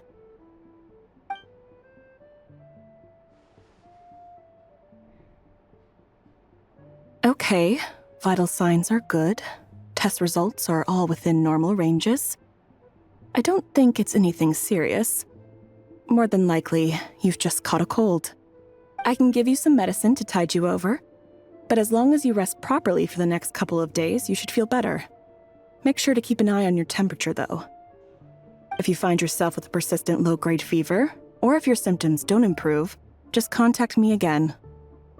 Sounds like there's no cause for alarm. Thank you, Doctor. You're very welcome. Just doing my job. I'll leave you in peace now. Time to visit my next patients. Take care. You heard the doctor. Best you rest up here for a couple days. No sightseeing for the time being. All right, then. Guess we've got no choice. Let's just treat it as a short vacation. I have to get back to it. If you need anything else from the doctor or me, go to the Hunter Trade Station in Zolny.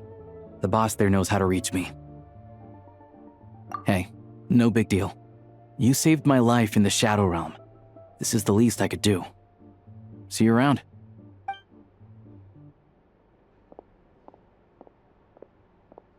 All right, time to find Child and see what he can tell me.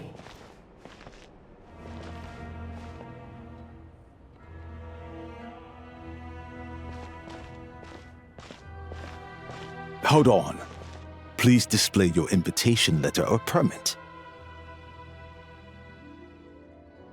Glupov does not accept meeting requests without a prior appointment. You'll have to apply per the advertised booking process and wait until your invitation letter is issued. Might I ask who you're hoping to visit?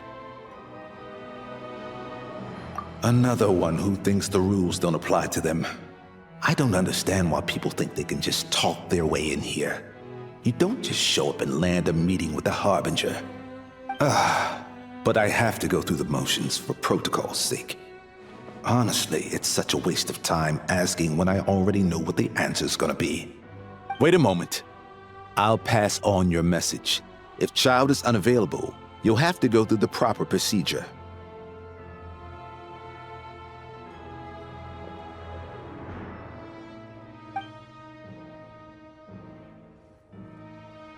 Lord Child is a busy man. He's probably not in Glupov at the present. If I were you, I'd cut your losses. No point waiting any longer.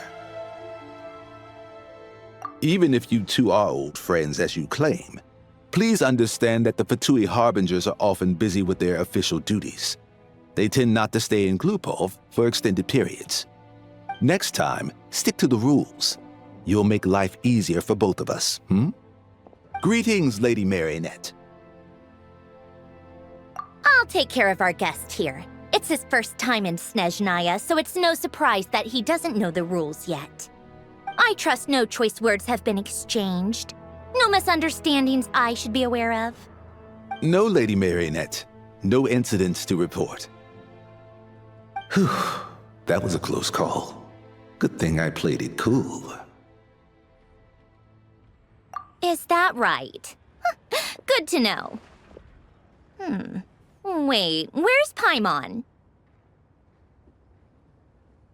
Under the weather? That's hard to imagine. She's always buzzing with energy. I take it she's still adapting to the climate. Happens to a lot of people. It's even colder here than in Nodcry. Has she seen a doctor? I can get you one if you need. All right then. Well, let me know if you run into any other problems. Why else? I was just about to sit down for some much-needed tea time when I heard that an old friend of Tartaglia's had shown up outside. No appointment, nothing. And, as obnoxious as it may be to show up uninvited at Glupov, I couldn't help but take pity on the poor soul who was waiting outside in vain. So I had no choice but to abandon my freshly brewed piping hot tea and come to see this mystery guest for myself. Well, I felt our time working together in Nodcry warranted some courtesy. I couldn't exactly let you freeze to death out here in the wind. Unfortunately, I can't invite you inside either. The rules of Glupov wouldn't allow it, and as a Harbinger, I have to lead by example. On the plus side, Snezhnograd actually has some class, unlike Nasha Town. Torchlight Books has a very nice selection of teas and cakes, so we can catch up there. Your treat, of course. Because I already wasted one perfectly good cup of tea today. That's why.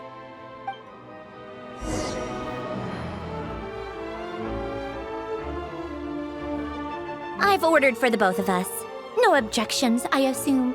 I'm sure you trust my taste. Okay, let's get down to business.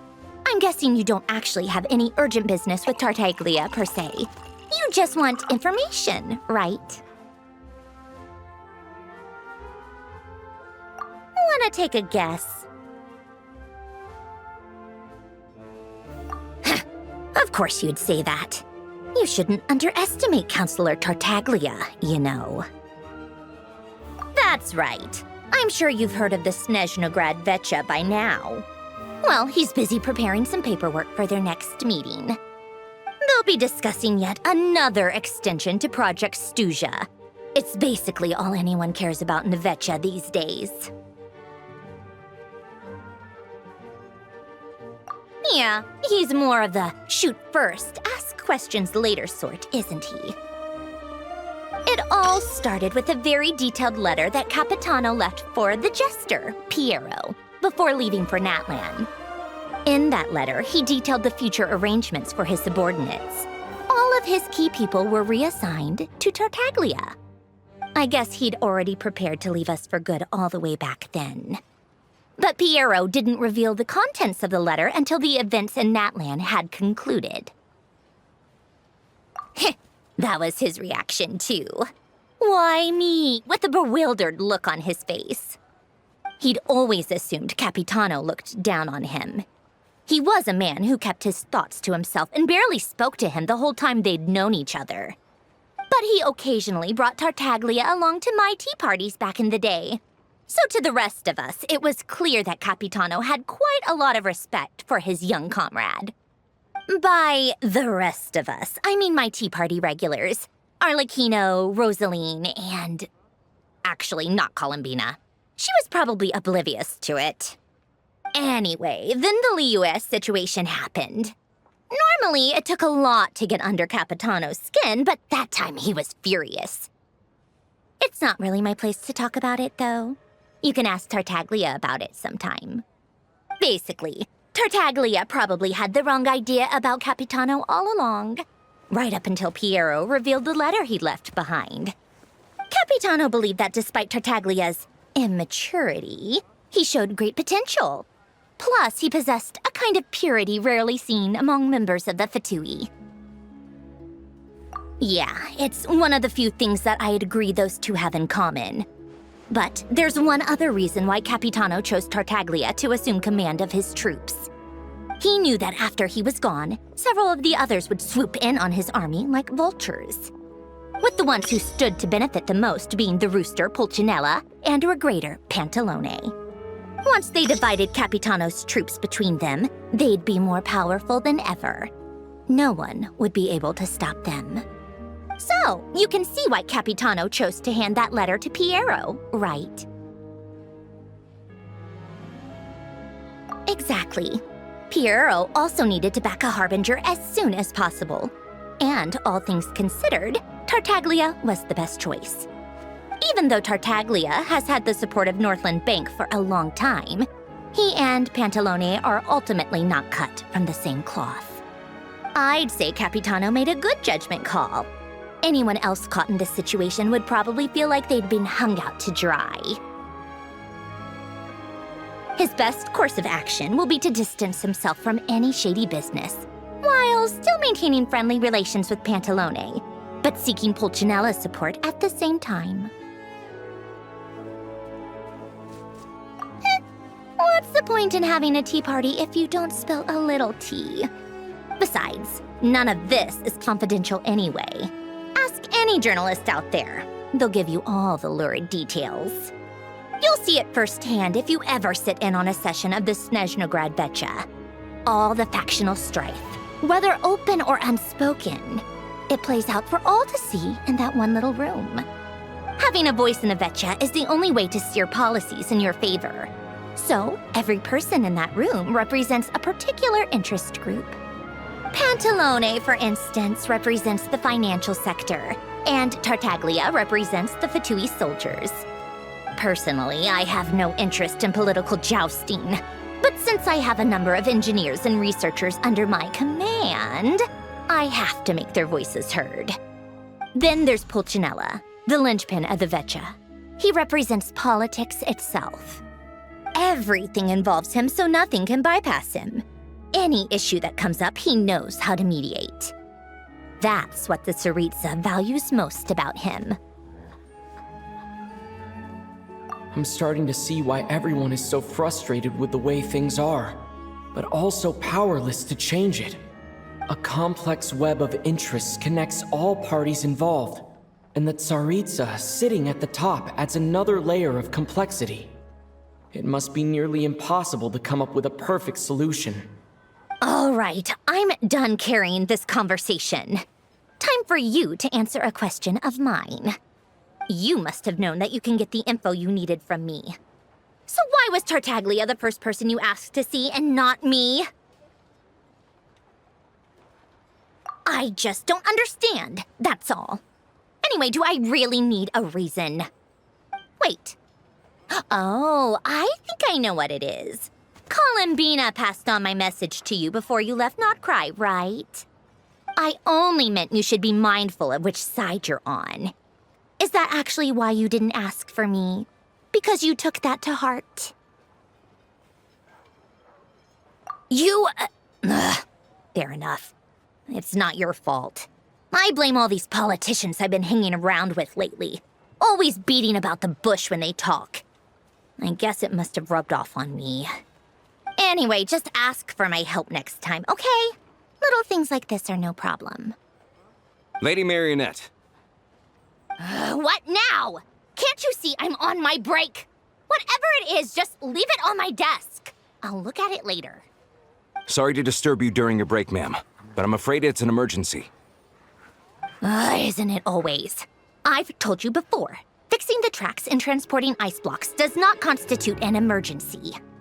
The equipment in Svietlo-Laidovka is in urgent need of maintenance. With how the weather's been recently, we suspect that the cause is a buildup of snow, exceeding the maximum weight limit. The supports on one of the machines broke and fell, awakening a dormant beast and leaving many of the ice miners trapped in a nearby ice cave. Luckily, Odette's team was nearby and launched a rescue operation, but we're still facing a severe manpower shortage for both the rescue and engineering teams. I guess that's it then. Our tea party will have to end here. I'm the only engineer you'll need. Do you actually want to come with, or are you just saying that?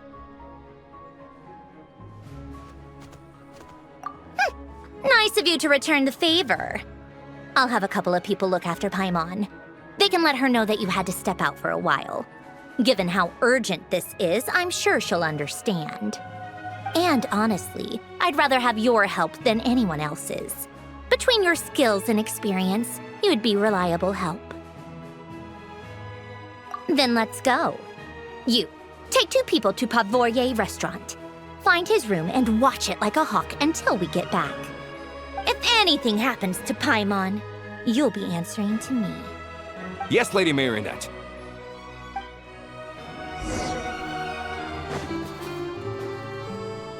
They weren't exaggerating. This is really dangerous. It's a good thing only one of them broke. From what I've been told, most of the trapped miners are over in that direction. Yeah, you do that while I check the rest of the equipment. I'll evacuate the people around here as I go.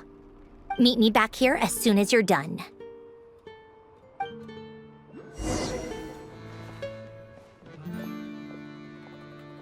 I have to be getting close. Don't go any further.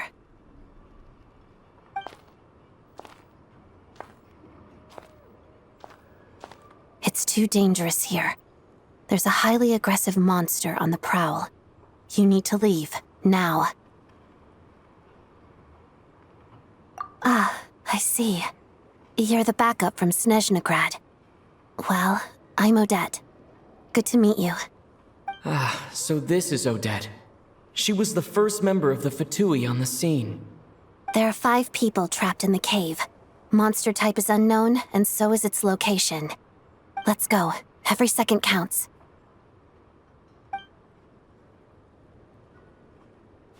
Careful. Something's moving.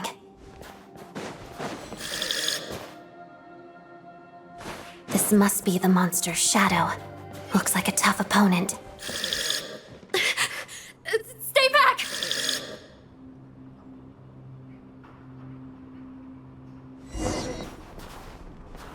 I see them. They're right behind the monster. The monster seems very agitated. It could attack at any moment. Let's make the first move. Let's begin.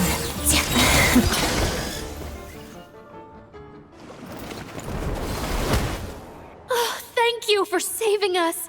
We'd have been monster fodder otherwise. Thank you. Thank you. You're welcome. You should be safe now. Follow this route out. He and I will stay behind to watch the rear. Thank you. Come on, let's go. This way.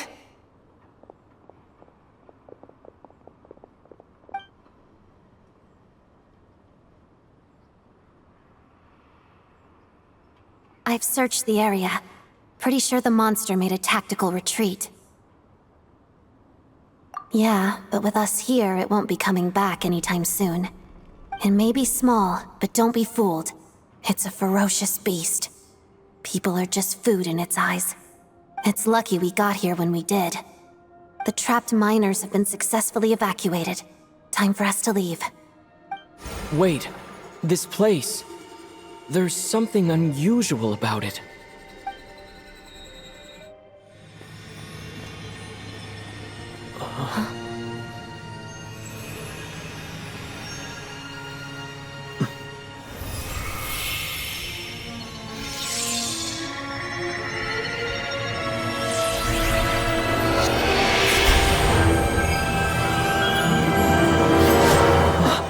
What is that? I don't know. It's back? Guess it has family.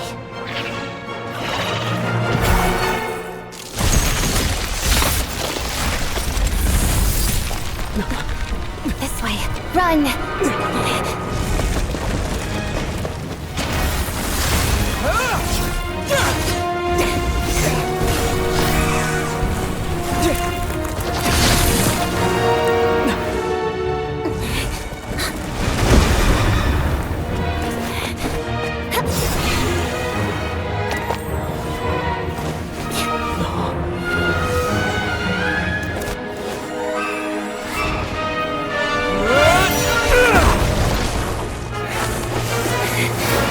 Thanks. Let's get out of here.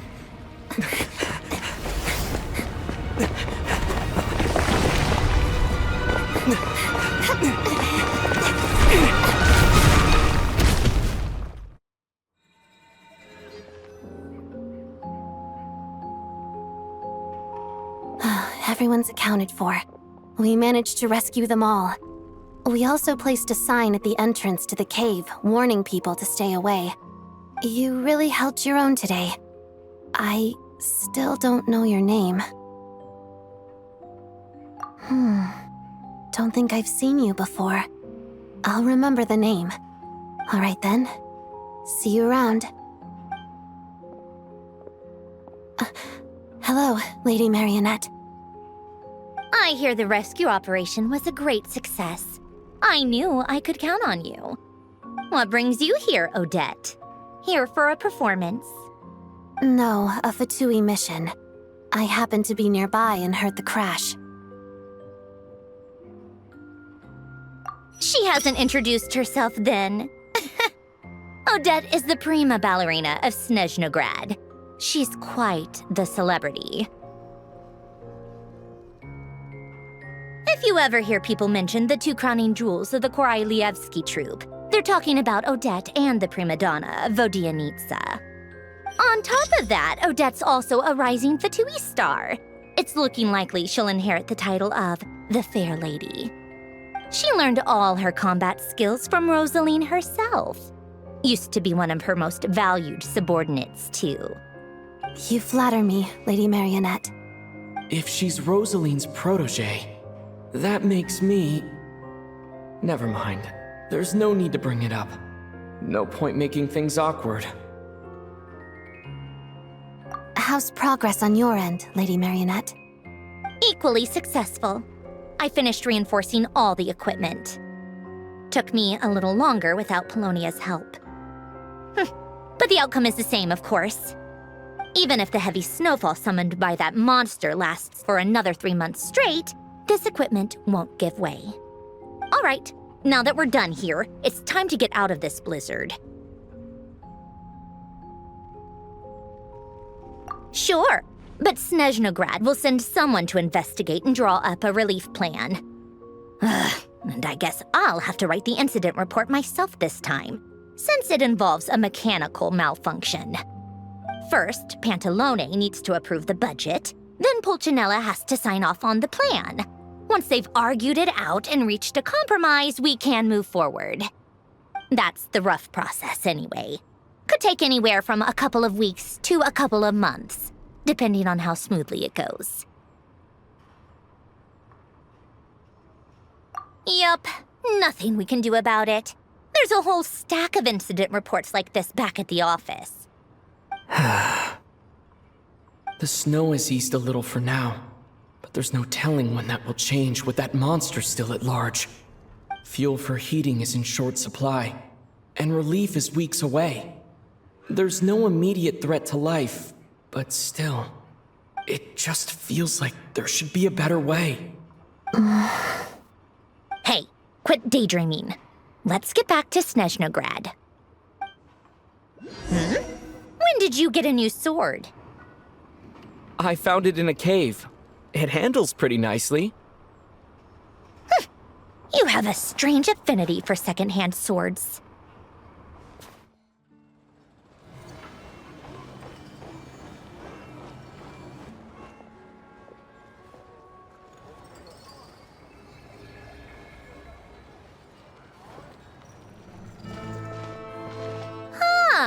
Well, if it isn't Counselor Tartaglia, Mr. Big Shot himself.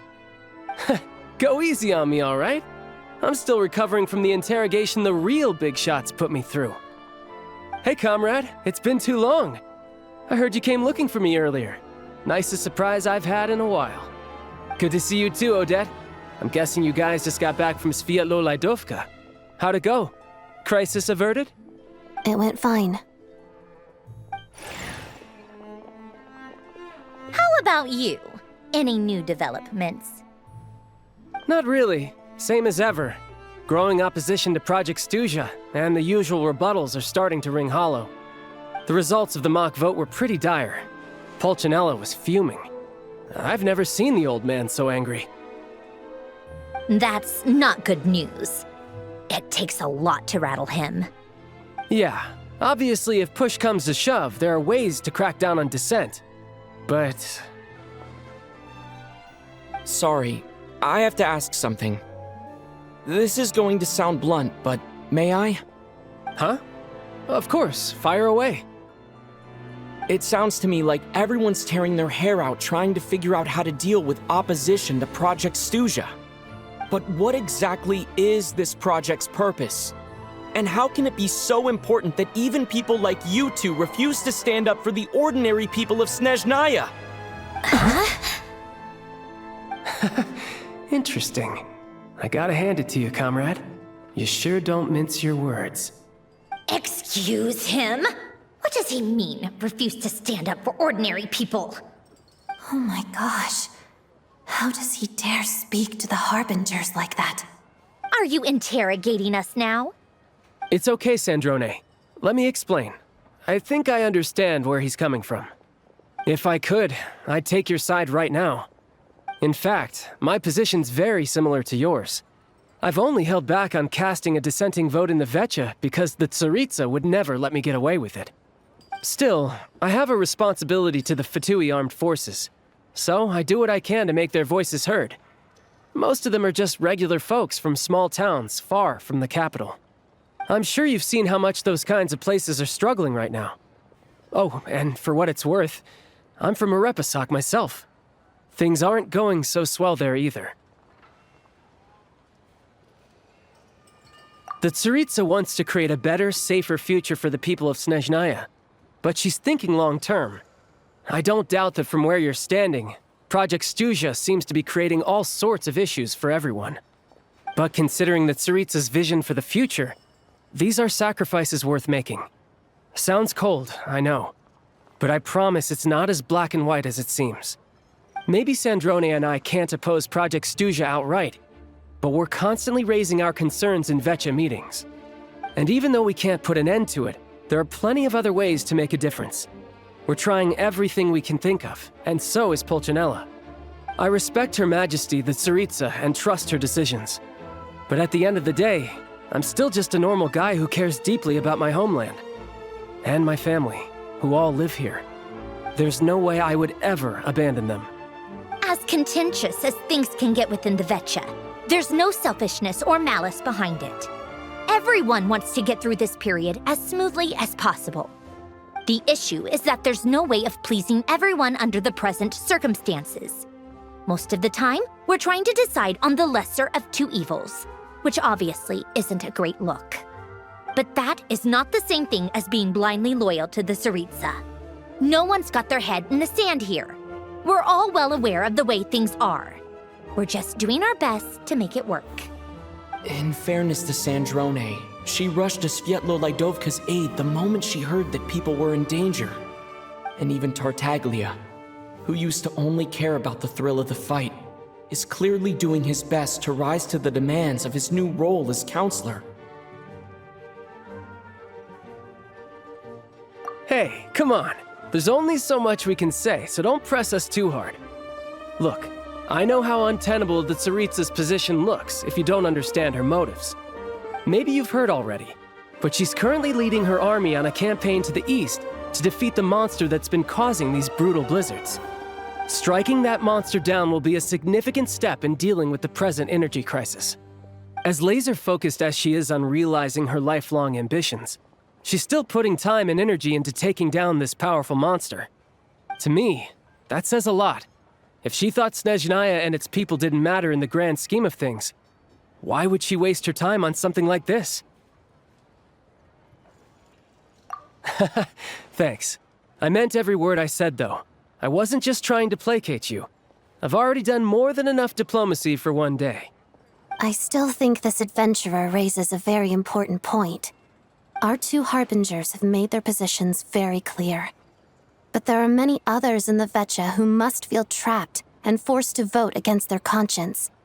I think it's a very valuable quality to be willing to speak one's mind, despite the risk of offending powerful figures. You can say that again. I highly doubt we'd feel the need to explain ourselves so much if we didn't know you so well. Forgive me, adventurer, but might I be so bold as to ask about your background? How is it that you can converse so openly with two harbingers? Oh, haven't you been properly introduced? Easier said than done. I like to think I'm not the kind of person who goes around busting open people's old wounds. I've only learned his name so far, and no details of his experiences. Is something wrong? Uh-oh. Is there no avoiding the subject of Rosaline? No, it's just... all right, I guess there's no getting around it. This is the world-renowned traveler, who helped resolve the storm terror threat in Mondstadt, cleaned up after the mess I made in Liyue, and then went to Inazuma, where there was a duel before the throne, in which the traveler defeated Rosaline. Oh. I'm sorry. I didn't think you two would be seeing much of each other, so I figured it wasn't worth bringing up. It's fine. It was a long time ago. It's fine. Sorry, I just remembered that we have a rehearsal coming up. Please excuse me. I should get going.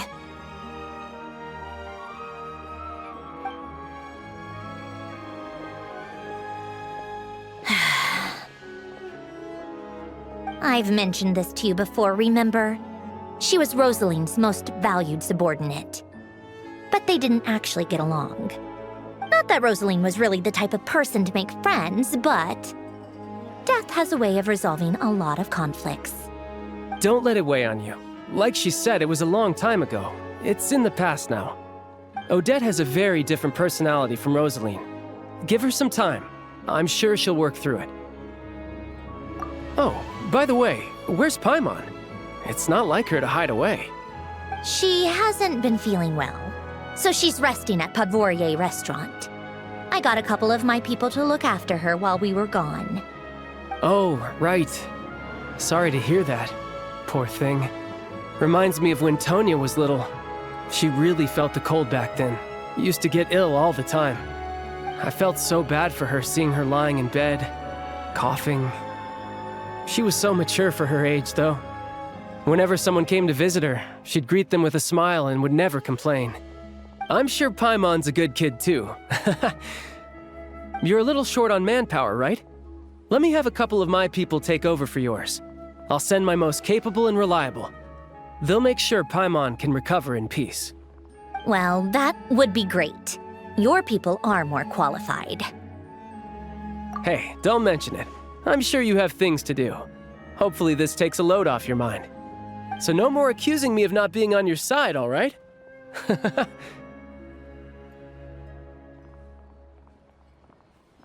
Already? That was quick.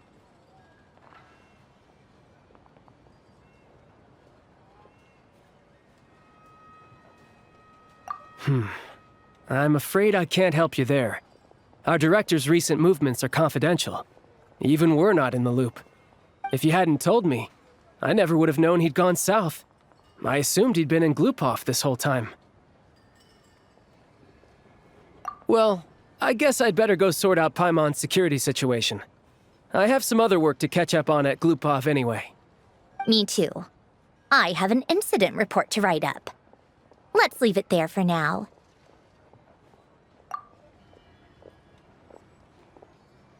I guess everyone's in a difficult position. But Tartaglia's right. I have things to do. Things I want to do.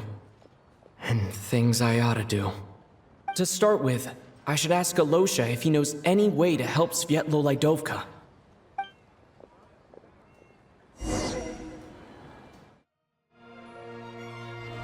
How strange. This sword seems to be vibrating of its own accord.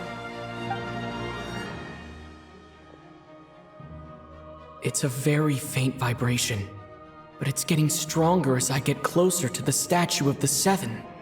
Does this sword have some connection to the statue? But all it does is vibrate, even when I touch it. That place I got this sword from was definitely out of the ordinary. Maybe I should try channeling the power of cryo. And Kate! It worked. There really is something special about this sword.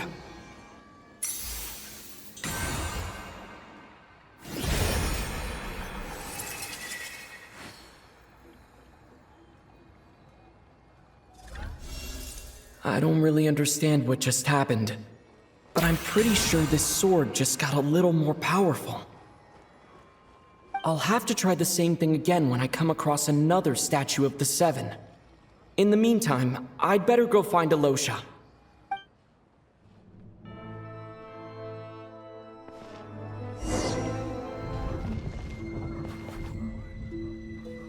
Hello there. How can I help? Ah, sure thing. Give me a second, I'll go fetch him for you.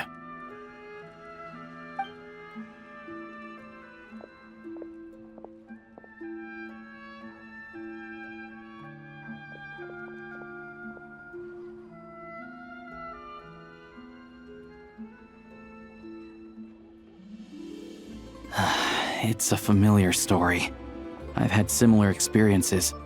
Although Snezhnagrad doesn't deliberately delay or withhold relief, those first few days of waiting for help are always the hardest. It's a fundamental contradiction. If emergency relief can't be delivered in time, what's the point in even calling it emergency relief?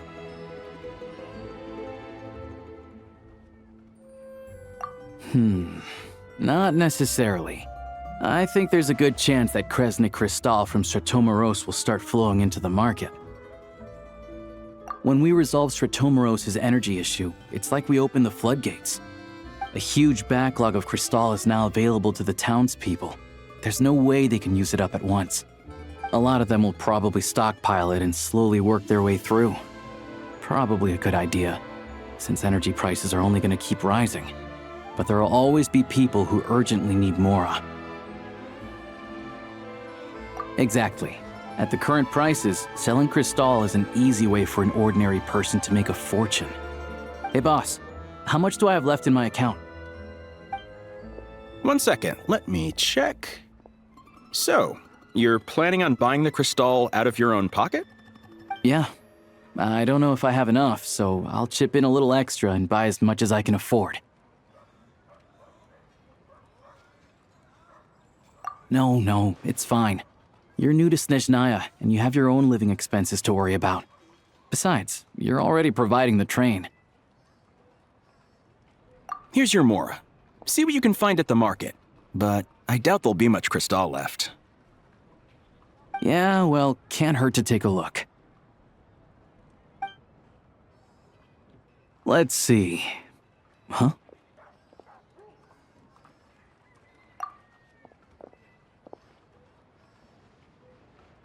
Oh, Alosha, and... Hello? I didn't realize you two knew each other.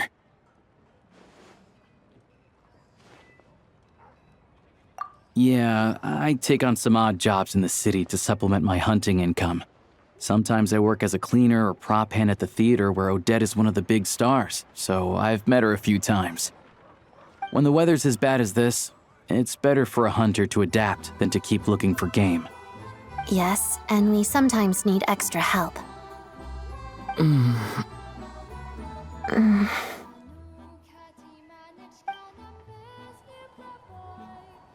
Wait, why is the atmosphere so awkward? I thought things went pretty smoothly in Svietlolaidovka. So, what brings you here, Miss Odette? Looking for some new props? No. After I got back to the theater, I couldn't stop thinking about the situation in Svietlolaidovka. It bothered me so much I couldn't focus on my dancing. So I decided I'd come here and see if there's anything I can do.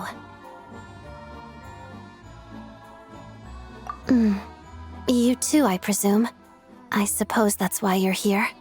I didn't feel comfortable expressing my true opinions in front of the Harbingers. Not least because ordinary Fatui like me don't even know what Project Snezhnaya is all about. Without knowing the full picture, I can't make sense of it. And at some point, if things aren't making sense to me, I can't just keep going along with it. So many people feel the same way. They wish they could do something, but all kinds of reservations hold them back. Explains why groups like the Roadcott are springing up to fill the gap. Yes. Well, that's one option. But there are risks to consider with organizations like that. The Fatui does not encourage their activities. Right, because things can get out of hand, and it's hard to hold the right people accountable when they do. I've heard about a few cases like that. Sandrone said Odette was on track to inherit the title of the Fair Lady. If so, she'll be able to find out what Project Snezhnaya is really about. Still, it's probably a little soon to ask her about that. There may be more to the story. What's on your mind? I think we can both agree that no matter which side you're on, it can't stop you from doing the right thing. Where there's a will, there's a way. I know what Rosaline did while she was abroad. You made the right decision, so no hard feelings. So, what's your plan? Oh, we were gonna buy some Crystal. I heard there's some on the market right now. Funny. I had the same idea. In that case, let me pay. I can claim it back as mission expenses. The real issue here is that government relief is behind schedule.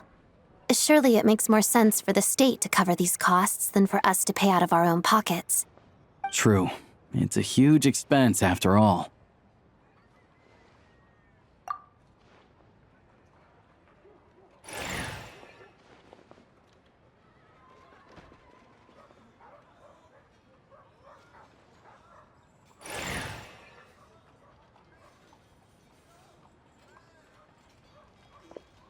Let me see. I'll take it all, please. And I'll be needing a receipt. Right. Choose mission budget under the expense category, but be sure to specify emergency rescue operation in the description. Otherwise, the normal reimbursement limit will apply. Let's book this train. Regulations say that if we need to transport Kresnik Crystal during Project Stuja, extra carriages can be added 1 hour before departure.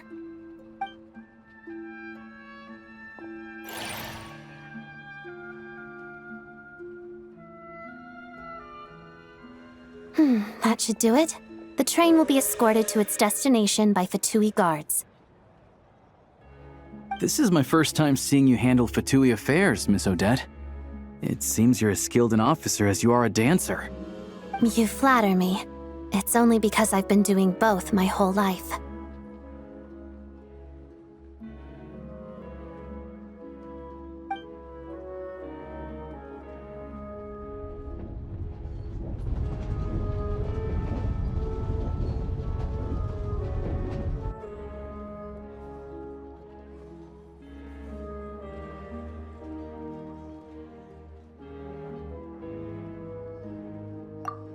Anyway, I bet you've been non-stop today, am I right?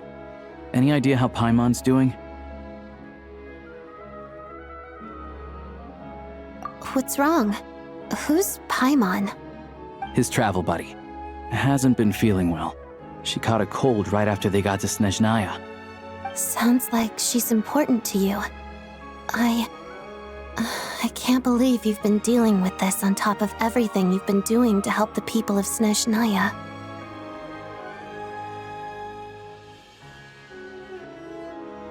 I've got nothing going on right now, so I'll join you. I want to see how she's doing. May I come too? I have some candy that someone gave me back in Svietlo-Lidovka. Plus, I know a little bit about relieving cold symptoms. All right then, let's go.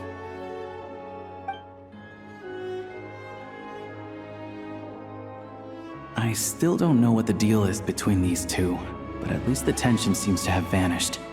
A good sign, hopefully.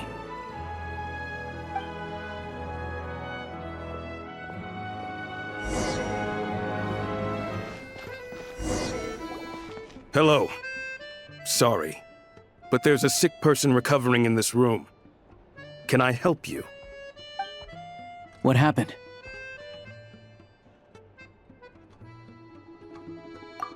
Oh, please, excuse me.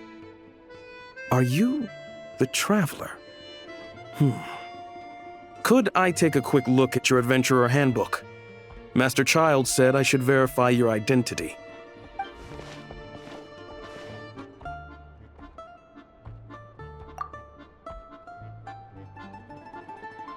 Ah, it's really you. Sorry for the inconvenience. We're under strict orders from Master Child to keep this room well guarded. At the same time, we can't interfere with Podvoye Restaurant's business.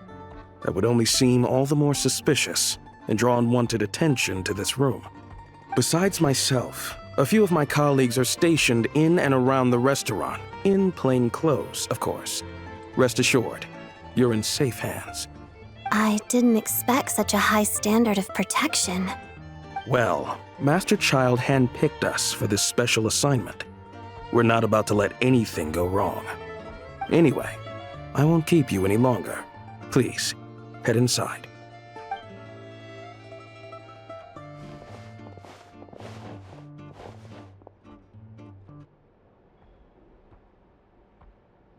Traveler! Alosha, you're back!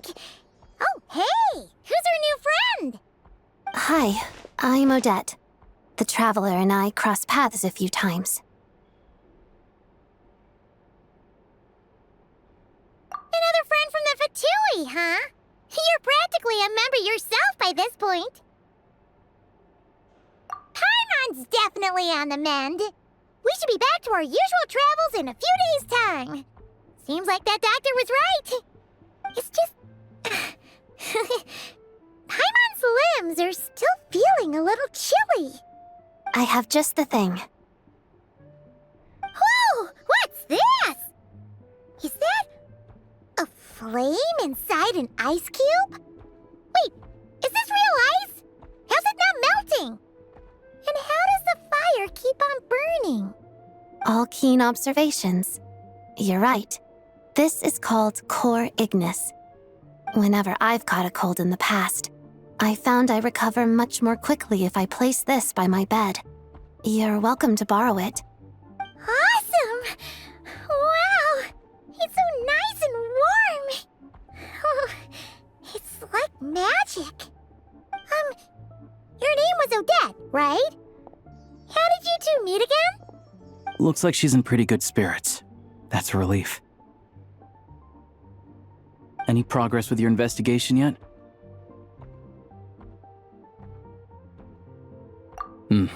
No surprises there, I'm sure. They're not likely to let anything slip.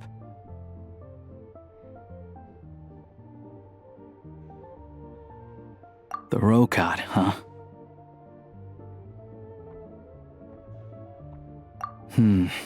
Let me think. Members of the Rokad keep their true identities hidden, but I think there might be someone I can introduce you to. Leave it with me. Meet me at the Korolyevsky troop tomorrow, and I'll tell you how it goes. Would anyone like a drink? I'm gonna head to the bar. Paimon will have... maybe some hot milk? Yeah. Paimon's in the mood for something warm. Enough with the secret chat, you two. Let's catch up properly in a minute. Paimon wants to know everything that's happened today. It'll be kinda like Tabletop Troop. No reason why listening to a story can't be an adventure.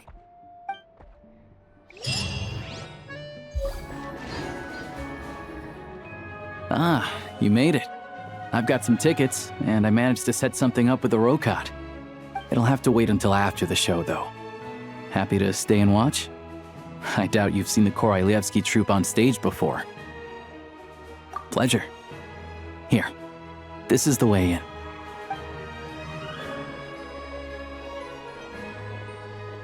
Please present yourself for a routine inspection in accordance with theater regulations. Thank you.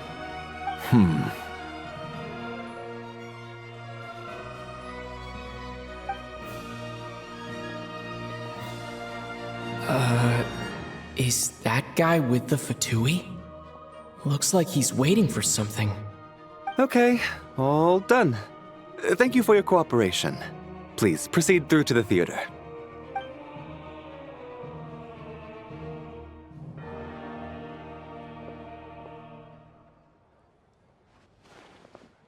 What's up? Everything okay? Snezhnaya's business and political leaders are always passing through here, so it makes sense that security's tight. Still, it's a little unusual to see the Fatui's Armory Palace guard here. You saw him, right? The guy right at the back. Strong, silent type. His name's Valeri. He's part of the Special Assignments Battalion, but I only ever see him here for one thing: to look for a guy named Mitya.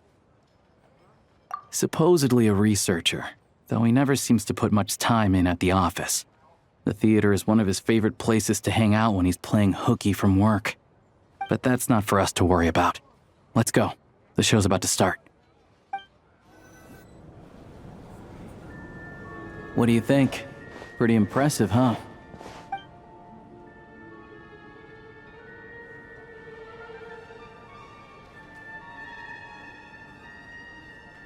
Oh, the one in Fontaine? I hear it's iconic. Never seen it for myself, though. Here we are, just in time. Sorry, coming through.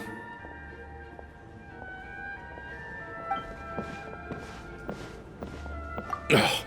If you're gonna show up late, keep your mouth shut. What's his problem? Whatever. No point arguing with people like that. Look, there she is. That's who I'm introducing you to later. She's the lead singer of the troupe, Vodyanitsa.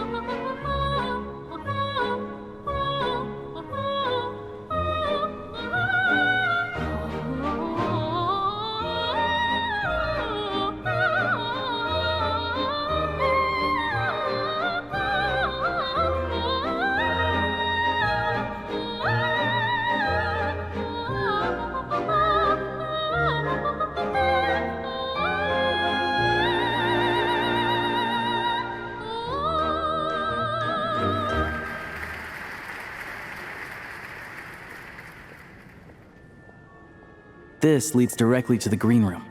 They're expecting us. Vodyanitsa will be waiting for us there.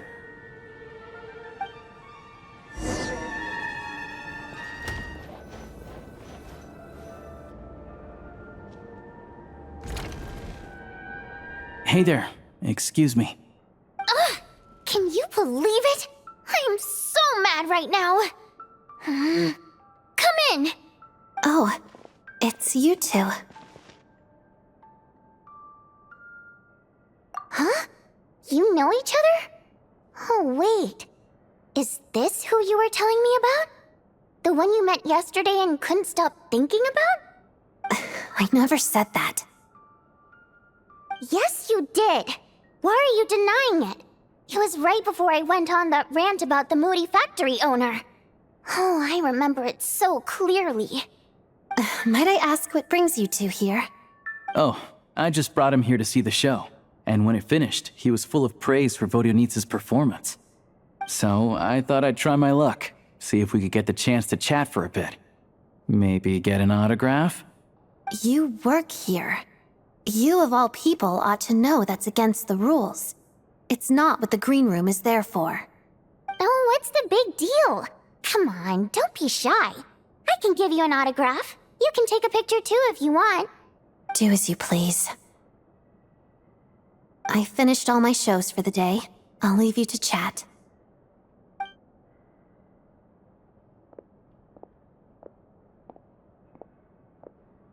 I wasn't making that stuff up, you know. Odette's just too proud to admit it. She thinks very highly of you. And so do I. You did the right thing in Svietloladovka. We're good. Odette's out of earshot. I'll lock the door. Confidentiality, of course. The Rokat is very strict on that. Whoa, Alosha! Not out loud! Not with an outsider here! Relax, I've taken care of it. Look at this. The President's reply sent this morning. Wait, so he's been approved to join? You told me last night that you wanted to get intel from the Rokat. Unfortunately, Rokat intel is only available to members. But ever since you set foot in Snezhnaya, we've been working together. I've seen the way you work, your character, and your motives. Everything about you is perfectly in alignment with what we're trying to achieve in the Rokat. So I figured I might as well cut to the chase. I wrote a letter to the President explaining your situation, including just the right amount of detail. His approval came very quickly. Of course, it's still your decision whether you want to join or not. We'll respect your choice.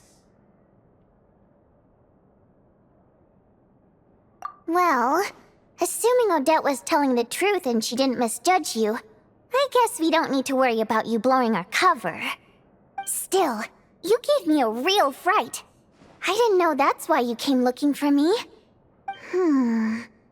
So, that stuff you said about admiring my performance, was that just because Odette was here? Did you actually mean it? Now you're talking. That's what I like to hear. Anyway, let me give you a quick rundown of how things work.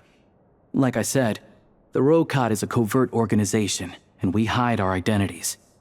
Members typically don't meet in person or even know each other's identities. This helps us maintain a high level of independence and secrecy. Because of this, members are basically free to decide their methods without constraints, so long as the outcome of any activity doesn't violate the organization's principles. After all, we don't have any ostensible contact with each other. This way, if anything goes wrong, no one else will be implicated. Beyond the freedom to choose how you operate, it's also your choice whether to act at all. We have plenty of members who have yet to take any action. In short, joining the Rokot in and of itself won't place any restrictions on your activity in Snezhnaya. There's a code of conduct you can read if it interests you. But basically, as long as you don't plan on using your anonymity to go around doing evil, you'll be fine. I tried reading it 5 or 6 times. Never made it all the way through. Even the most lackluster script makes for more interesting reading. Great. Then I'll go grab an official application form. Be right back.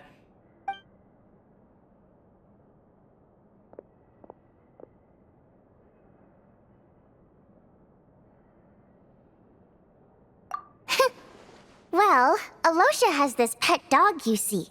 His name's Tagarin, and this one time, Alosha brought him backstage.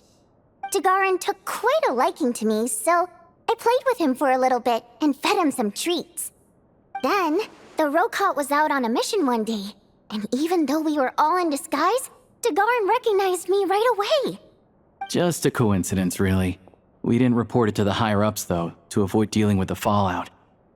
Like my job at the theater, for instance. I really needed to make ends meet. By the way, what were you complaining about just before we came in? Did everything go okay with Chuganov?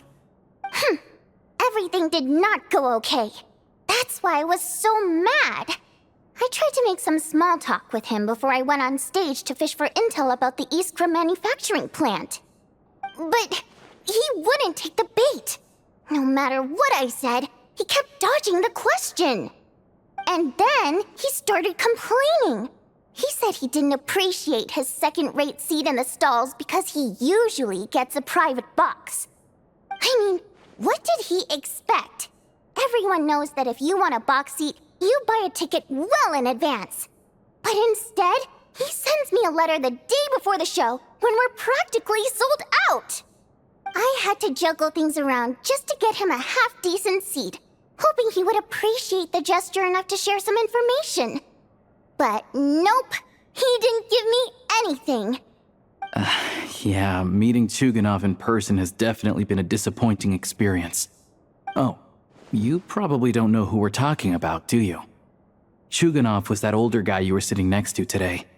I'm sure he didn't make a great first impression on you either. To the citizenry, he's a family man and a kind boss. But our interactions with him tell a very different story. It's one thing to ask for a favor, but he acts like it's his right. He always expects special treatment. Take the ticket situation, for instance. I've actually gotten him a private box in the past. But not only was he not even grateful, now he's acting like I've sold him short this time. Not to mention that he's never paid for a single one of his tickets. And another thing, if he's such a big family man, why doesn't he bring his wife and daughter to see the show once in a while? I've never seen them here, not even once. Calm down, Vodyanitsa. If you won't do it the easy way, we'll have to try the hard way. But first things first, here's your application form. Go ahead and fill it out.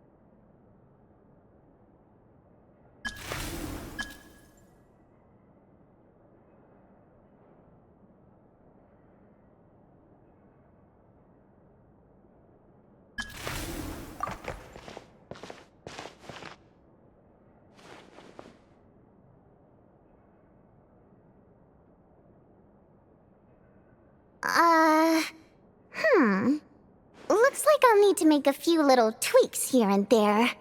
But other than that, you're good to go. We'll hold on to this for you. All right. Now that we're officially Rokut comrades, I can tell you. Chukhanov is the target of our current operation. Recently, we've done some recon work at the Iskra manufacturing plant, which pretty much confirmed that their energy consumption is way beyond the legal limit. All we need now is some direct evidence to present to the Vetcha, so we can demand that they shut the plant down. That way, the Kresnik Crystal can be allocated to where it's needed most. I was hoping he might let slip during one of our chats, but he's too tight-lipped. We'll have to find another way. I'm meeting another regular theater goer tonight, Mitya.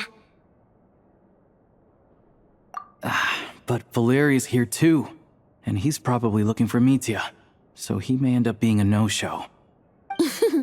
Don't you worry. He must know how to dodge Valeri, or he wouldn't be showing up on time for every performance. Mitya is a renowned energy expert. Although we can't get any direct evidence of the excessive energy consumption at the plant, we can accidentally let the information slip to him. The authorities should take someone like him seriously. So if he starts raising questions about energy use at the Iskra manufacturing plant, there will be a proper investigation. Also, we're not allowed on site, but he has clearance. So all we need is his cooperation.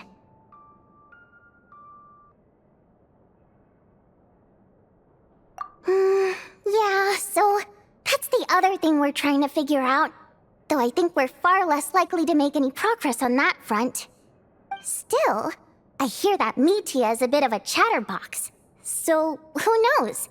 Maybe if we catch him in the right mood, he'll let something slip. What do you think? Sound like something worth your time? Okay, in that case, you guys find a seat somewhere nearby. Pretend you're a couple of buddies there to eat, and keep your ears peeled for useful information. He's a huge fan, so I doubt he'll have his guard up around me. But you two need to be convincing. If he suspects anything at all, he might stop talking. Sure. Don't worry. We'll make a believable pair of buddies. Perfect! You've sold me already. Now, help me tidy this room up a bit before we head out. Okay. What needs tidying? Everything!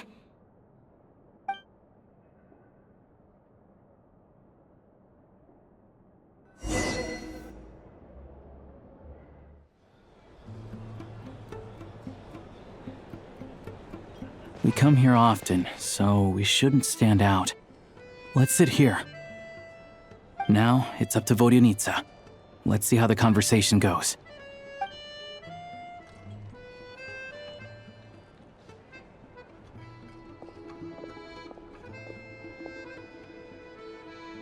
Mr. Mitya! Over here! Over here!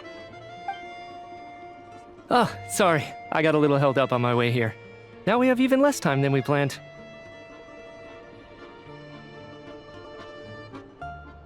Go ahead and order some snacks and drinks, whatever you like. Let me see. According to my schedule, we still have 25 minutes left. You're really pressed for time today, huh? I was imagining this would be a leisurely chat. If you'd prefer, we can always reschedule for another afternoon when you have more time. No need. Getting to meet the lead singer is a very precious opportunity for me.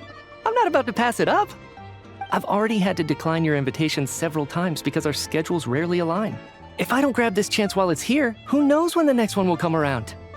Well, it's very kind of you to make time just for me. I'm not too sure, to be honest. But Snezhnaya is full of weird and wonderful things like that, so people tend not to bat an eye. I'm sure the same will go for the Eye of Grey and Paimon.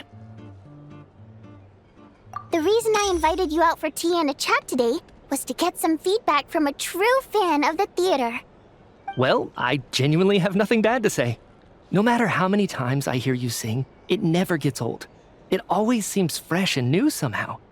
Maybe it's because the more times I listen, the more details I notice. Or maybe you simply improve with every performance, delivering it better each time. Thank you! I'm delighted to hear that! Could you give me any specific examples? Oh, yeah. The piece you sang today, for example. Beneath the Frozen River? Hey, what's with you? I'm just praising a good performance.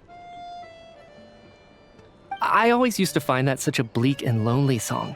But the more you listen, the more you realize that it's not as cold and nihilistic as it appears. When you really dig down into it, there's a certain level where you're surprised by the emergence of hope. Wow, I'm impressed. I didn't expect you to pick up on that. Actually, I only tried out that angle after talking with a composer. Still, Beneath the Frozen River wasn't on today's program. Oh, really? But it's a classic. You sing it every time. Almost every time. Oh, well then. Let me say a few words about that other all-time classic, Flying in the Wind from the Mountain Sparrow. I didn't sing that one today either. My voice wasn't quite up to it, so I switched it out at the last minute. Oh, but,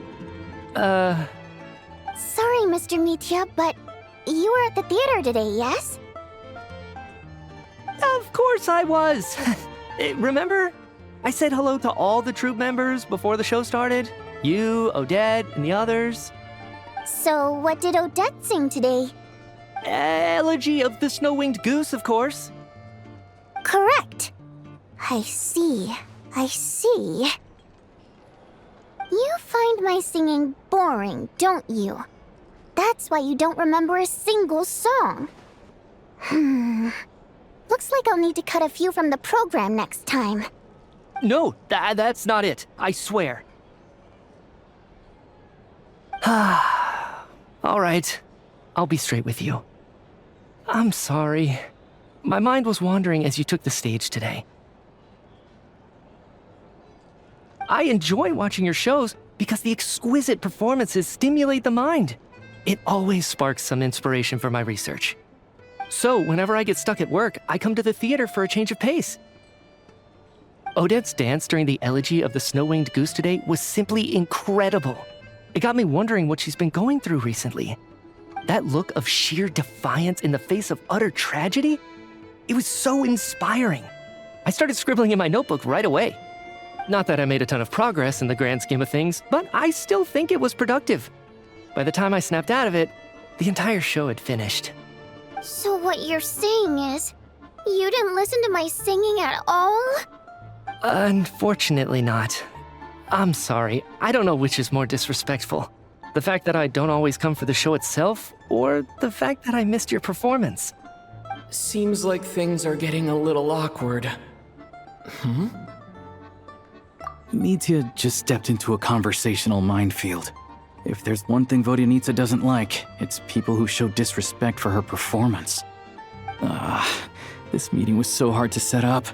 Don't tell me it's already falling apart. It's fine. I suppose this is affirming in its own way. At least, it shows that our performance really touches people's hearts, right? Don't let it bother you.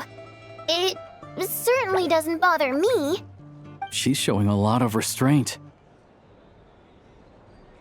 Well, I'll be sure to let Odette know how much you adored her performance. Please don't say that. I always love your performances too. It's just that inspiration struck at the wrong time today. I'm usually all ears.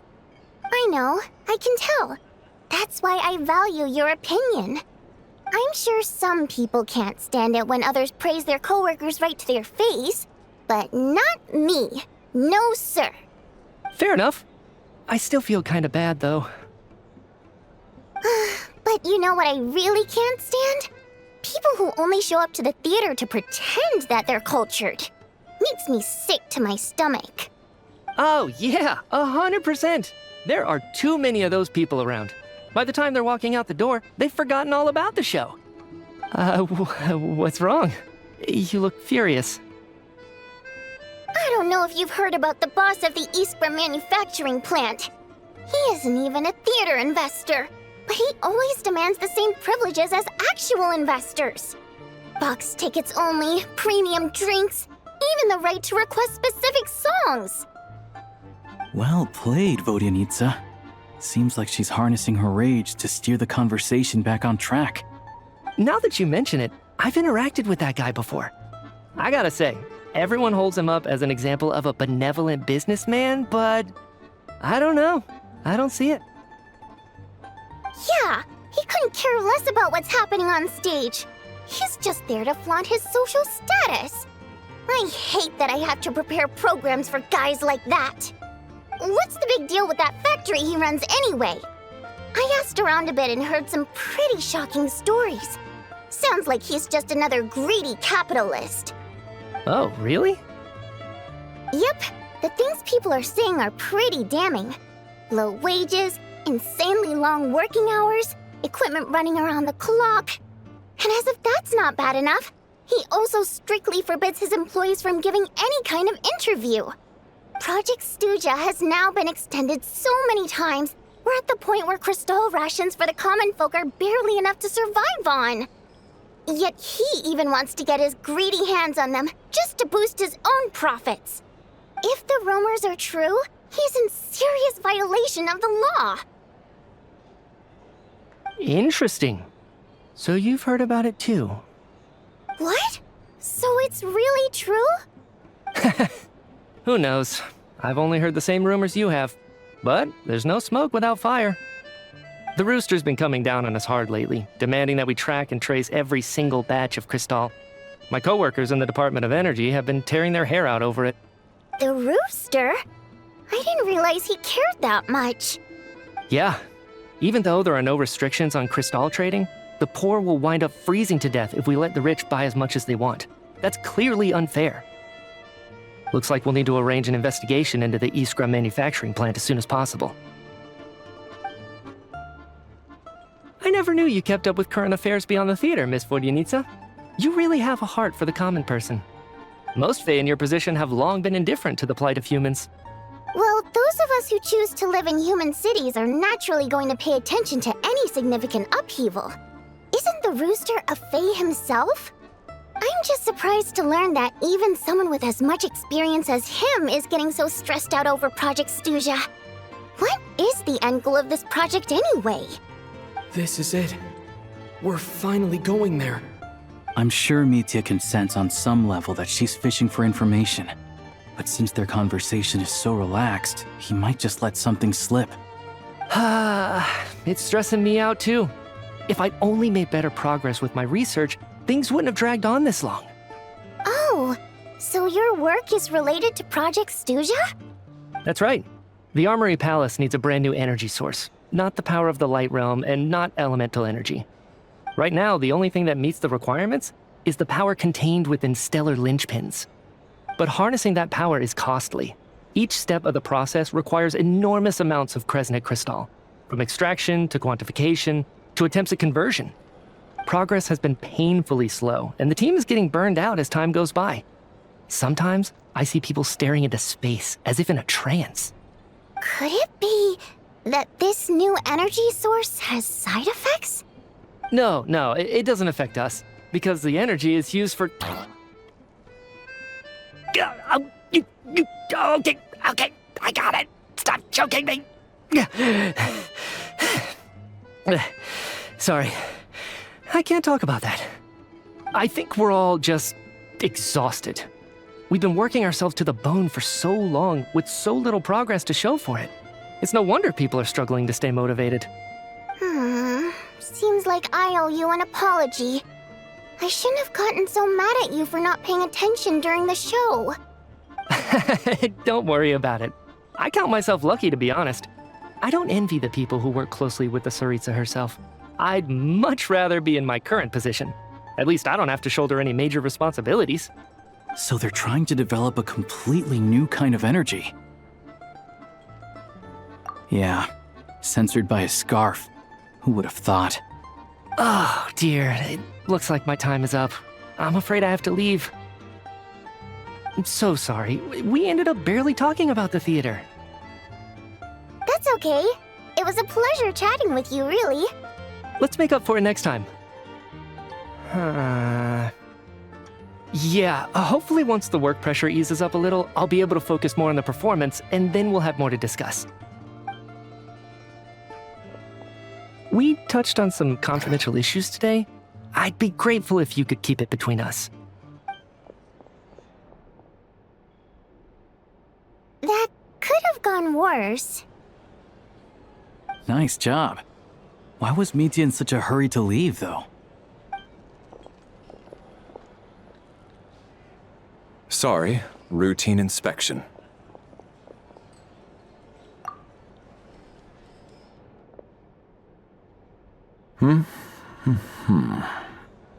Okay, let's go. So he wasn't rushing to get back to work. He must have calculated that Valeri would find him here in exactly 25 minutes. That's frighteningly accurate. One of the main duties of the Special Assignments Battalion is to ensure that important figures stick to their schedules. All right, time for us to get going too. Excuse me, check please. We'll settle our check too, then.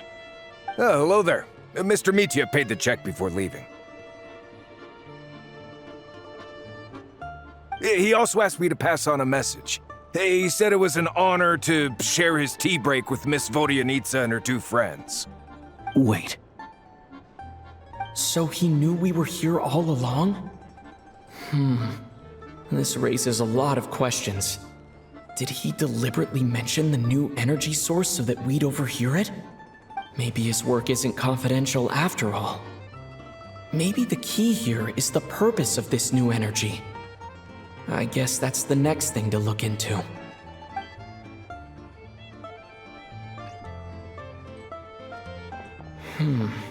Vodyanitsa and Alosha have left. Time to head back and call it a day.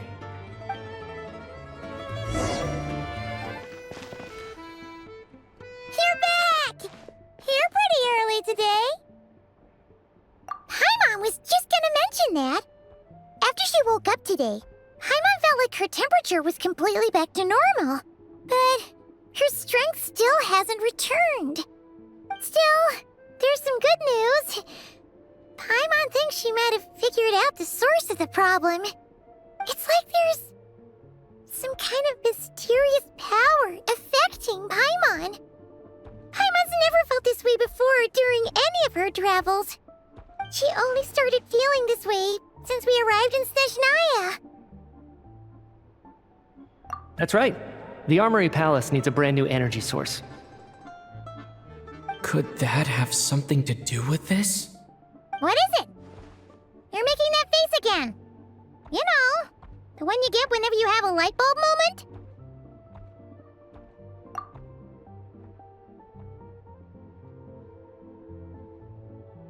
So, they're trying to develop a new energy source here? And you think that might be why Paimon's feeling unwell? Well, Mitya denied that the energy they're researching has any side effects. Although, he did say that people working on the project have been having issues with their concentration and short-term memory. And even so, those are completely different symptoms from Paimon's. It's pretty faint, so it's kind of hard to tell. But if anything, it seems like it's coming from roughly the same direction as the Armory Palace. Sure, Paimon's with you there. But how, though? The robot only has a limited amount of intel. Oh, great point! They argue about Project Stuja every day. If we could sit in on one of their sessions, we might pick up some new leads. Good idea! Oh yeah, while you were out, Paimon tried all the yummiest looking desserts in the Potvoria restaurant.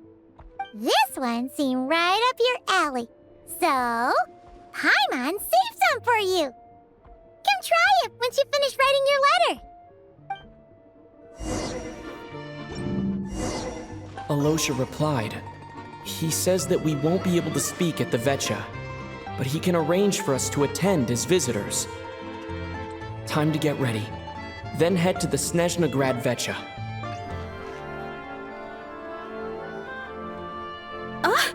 Miss Vodyanitsa, prima donna of the Korolievsky troupe. What a surprise meeting you here! Will you be sitting in on a session of the Vetcha?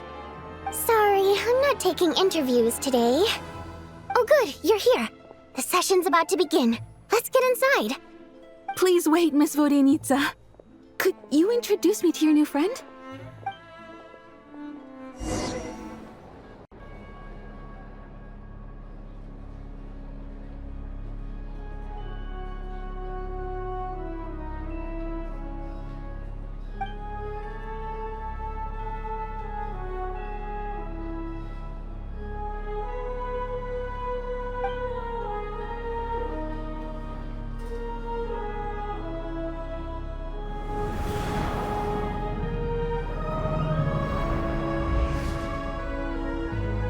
In summary, the energy management commitments made for the outgoing period have been delivered upon.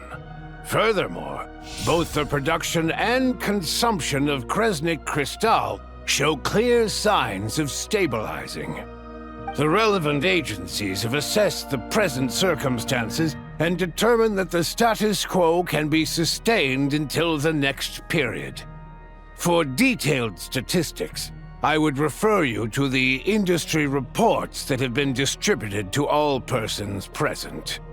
It should also be noted that while the recent blizzards have led to a significant increase in people's energy expenses, this is strictly a short-term phenomenon associated with a remotely located monster.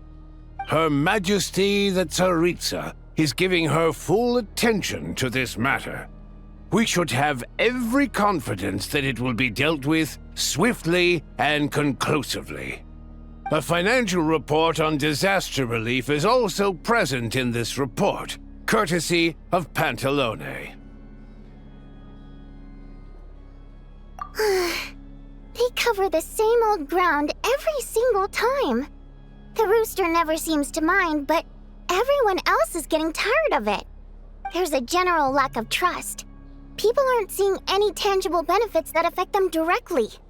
Of course, none of that will be reflected in any of the reports on the table. Yeah, if it weren't for these hard copy documents, I could have at least made something up. Oh, don't mind me. I'm just out here trying to hit my interview quotas. Bring out the kvass. Ever read it? Best-selling newspaper in town. If I remember correctly, you guys don't even have a sales permit. You have to sell from stalls on the street. Okay then, best-selling street stall newspaper in town. Still counts.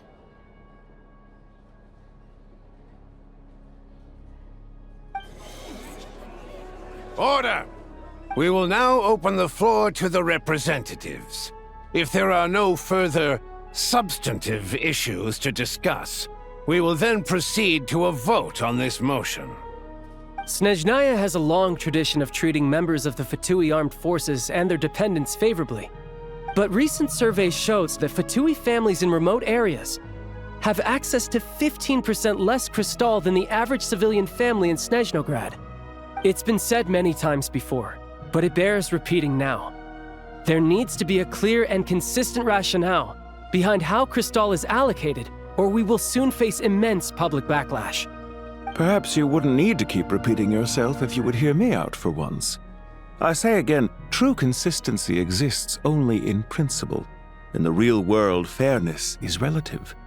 You appear to treat resource allocation as a simple function of production and population. So what about when the equipment used in production breaks down? Have you factored that into your equation? And do you even know how long it's been since Snezhnaya last conducted a census? If I knew the answers to questions like that, I'm sure I'd be a very wealthy man. And I doubt I'd be going by child. I'd like to bring the focus back to the specific issue I raised. Or do you wish to deny that favorable treatment for Fatui dependents is our long-standing policy? It's easy to be a critic when there's no accountability. That seems to be a running theme in the anti-Project Stuzha cohort. Defeat the ringleader and all other problems will magically resolve themselves. That's what they seem to think. But in case you aren't aware, not one jot in my report would change whether Project Stuzha continues or not. So you have no intention whatsoever of finding a solution to this problem? On the contrary, I'm the only one here who ever brings solutions. Child opened by speaking up for the armed forces. Regrator struck back with style and a war of words ensued.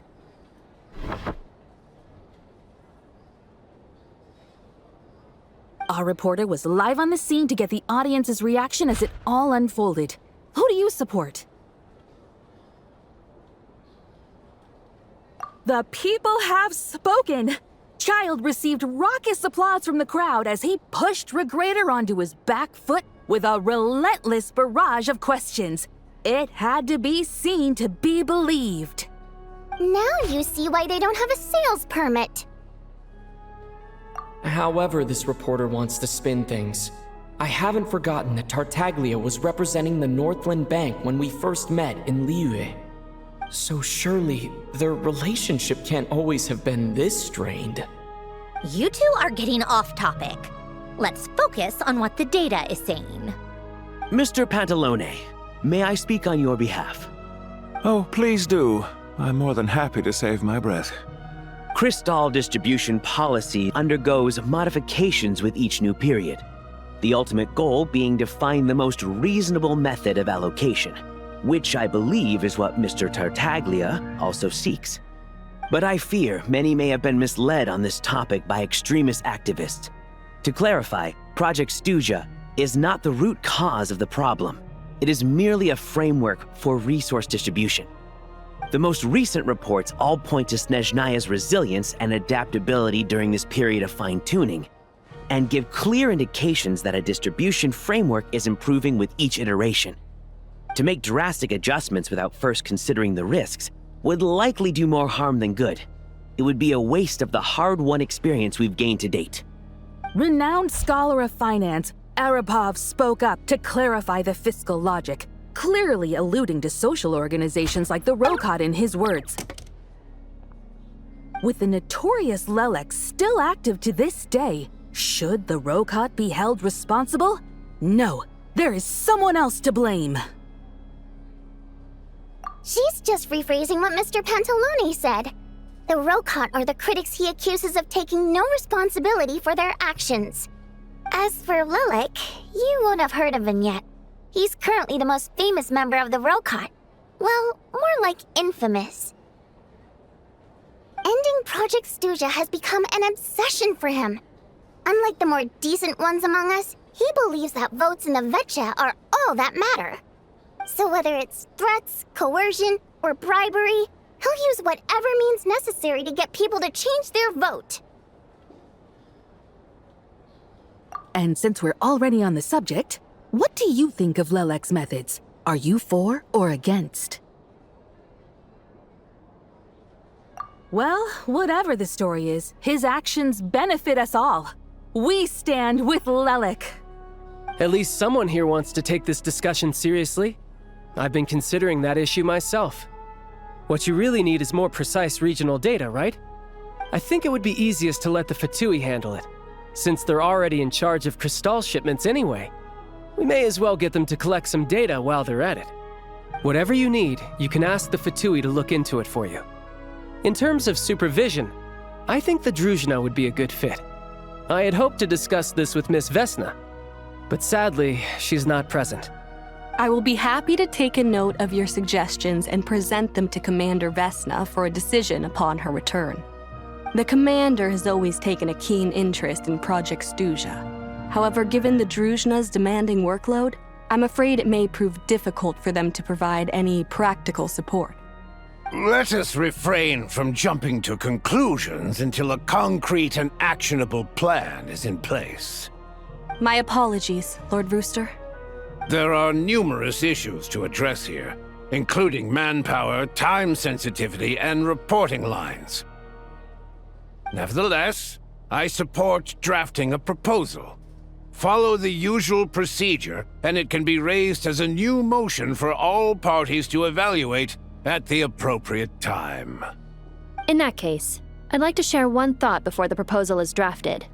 The issue of time sensitivity was raised just now, which I presume relates to the official reports. In fact, the Energy Commission already collects regular statistics on each urban center and its surrounding area. Would these be of any use? That's a good idea. I read every issue of Svietloslaidovka's report, and although my focus is mostly on the section about equipment operation, the energy consumption statistics also yield a lot of insights. Be that as it may, does no one see an issue with using local data to determine crystal quotas? In the long term, it seems like a very risky solution. Not if they are used purely for reference. So long as we have the report from the Northland Bank's headquarters to corroborate it, no one will be able to fool me. Very well, then. It appears that this arrangement is acceptable to all parties. Yeah, sounds good to me. The members reached a provisional consensus on the issue of improving treatment for Fatui soldiers.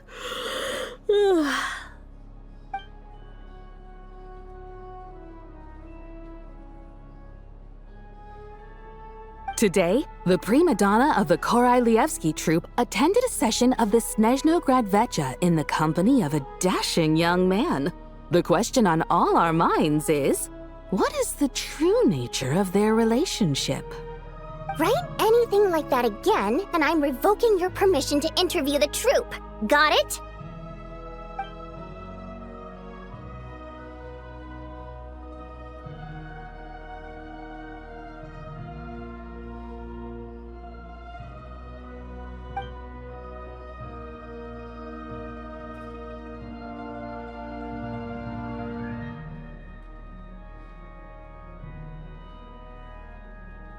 Now then, if there are no further contributions from those present, we shall proceed to the final vote.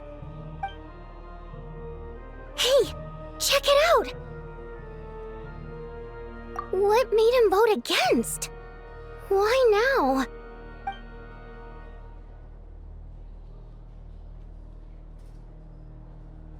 The votes have been tallied.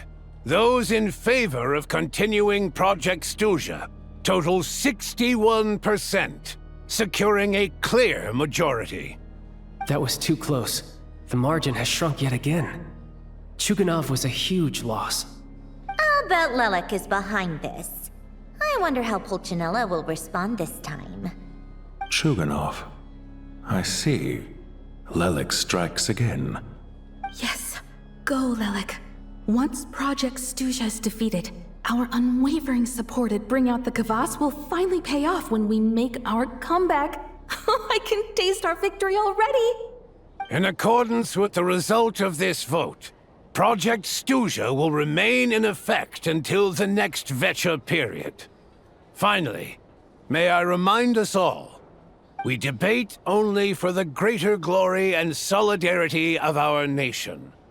May the aurora shine ever on, and the tundra always stand firm. The session is concluded.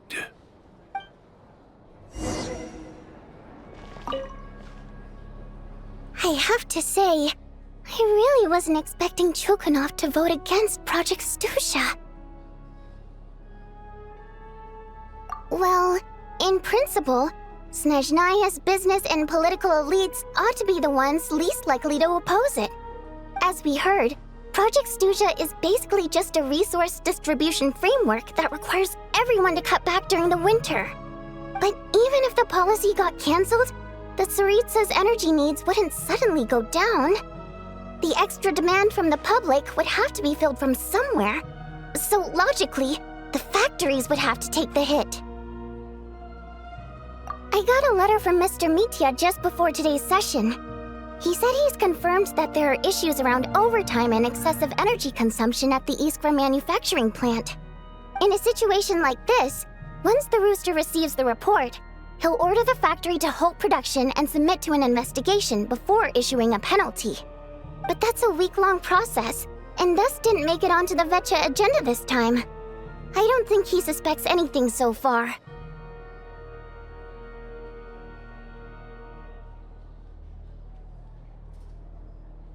Exactly. And as you know, he's a very selfish person. I was originally gonna try and flip him after he received notice of the official sanctions. My plan was to convince him that the whole thing was completely unfair. Rather than just sit back and take the hit while his factory stopped production, he'd be better off voting to end Project Snezhnaya. At least that way, no one else would be able to make any money either, because all the factories would suddenly have more limited energy to work with. But now, he's already voted against it, which means someone must have used more forceful means to change his vote, just like with everyone else who flipped. Yeah, no one knows why Lilac is so obsessed with ending Project Snezhnaya, but by the looks of it, he's inching closer and closer to success. Lilac must have strong motivations, given how he'll stop at nothing to achieve his goal. Maybe he knows the full truth of Project Snezhnaya. Maybe my next step should be to focus on him. All right.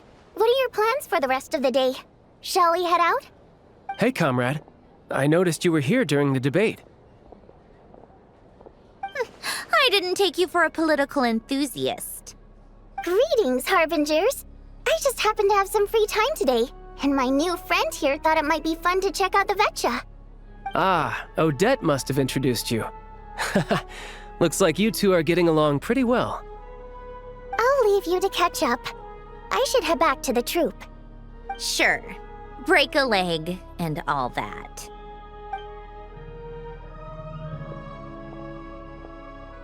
Thought it might be fun to check out the Vetcha, did you?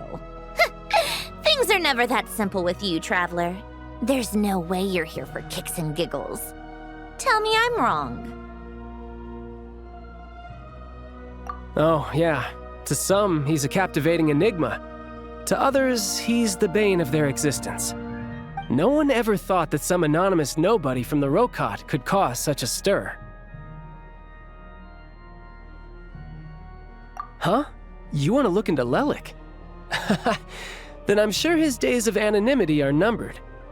What do you think, Snezhnaya? Fine by me, I guess. If the Traveler actually manages to expose Lelik, it'll be doing Pulcinella a favor.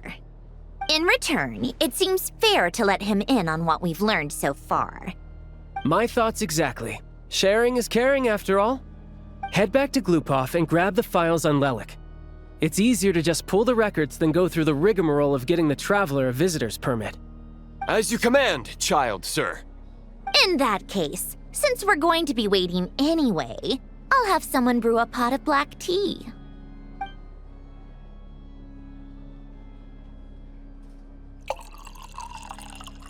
One common thread among the many incidents Lelik has been involved in is that the victims are all too scared to share any real information about him. Clearly, he must have threatened them in some way. His modus operandi is to silently infiltrate the scene and leave a threatening letter behind. But neither the letters nor the crime scenes ever yield any clues to his identity. So all these files have to offer are short statements by the people affected. They don't give us a lot to go on. If nothing else, it shows we're dealing with a trained professional who's versed in counter-surveillance. Yes, and to that point, he often strikes in highly secure locations. The victims are high-ranking and influential people who take their personal security very seriously. Somehow, Lelik slips right into their rooms without making a sound. There's never any eyewitnesses, nor the slightest trace of a break-in. If he can get in and out undetected, it means he can strike without warning. Not that that's ever happened so far, but the thought is enough to scare these people sleepless. It's hard to believe that a human being could pull this off flawlessly every time, so they switched the focus of the investigation to Faye. Unfortunately, no one's found anything yet. Careful, don't underestimate me. Although truth be told, I'd probably find it hard not to blow my cover. Direct confrontation is more my style. We haven't ruled out the possibility of Lelik being human. It's just, there can only be a handful of people in all of Teyvat who'd fit the profile. Faye, on the other hand, plenty would have the ability, but few would have the motive. No, not as strong as me. You'll never find the culprit with criteria like that. Let's go with a little weaker than me. Oh, you hit me right where it hurts. I'll admit, he's strong and meticulous. But can we at least limit this to candidates who have something to do with Snezhnaya? He's just trying to find a reference point. Stop getting fixated on who's stronger than who. But that's the most important thing. In my opinion, anyway.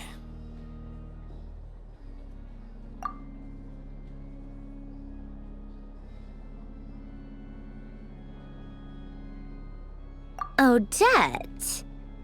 Yeah, that seems about right. Her skills are solid, and she's always calm under pressure. Except she's Fatui, so the likelihood of her working against us is pretty low. But yeah, much more accurate than your previous example, at least. No, wait a moment. Maybe we should interrogate that assumption. What do you mean? Which assumption? Her Fatui identity doesn't necessarily exonerate her. And when you think about it, the Rokot would be precisely what she needs to conceal her identity. Plus, she wouldn't need to be such a pro at covering her tracks. She'd already know where the Fatui will be and when, so she could choose the perfect time to act. Oh, yikes. I was just thinking out loud. Why is this starting to sound like such a convincing theory? Still, what reason could Odette possibly have for trying to call off Project Snezhnaya? Arlecchino would be the best person to ask. She knows Odette best. Unfortunately, she isn't back yet. Rosaline used to open up to her in private about her struggles with Odette. As I'm sure you can imagine, Arlecchino is quite a lot better with children than Rosaline was. She gave her some tips on how to handle the situation, and Rosaline managed to reach a settlement with Odette before leaving. So I suppose there were at least no lifelong regrets left behind. Beyond that, I don't know the details about that side of things. But I do know that Odette definitely has a motive to hold a grudge against Project Snezhnaya. The reason being, her father passed away during the early stages of the project. That was back before it had been named Project Snezhnaya, when things were still being worked out. But in essence, it's remained the same ever since. The more you know. Rosaline was always so self-centered. I never understood why she started paying so much attention to Odette. Is that such a surprise? If you cast your mind back, you may remember that Rosaline and I weren't exactly close. We had tea together a few times, but that was about it. Odette's past is no secret. Her father was a Fatus and her mother was a very famous ballerina. On the surface, it looks like she followed right in her parents' footsteps. But the truth is quite a different story. After her father passed away on a mission, her mother was overcome with grief.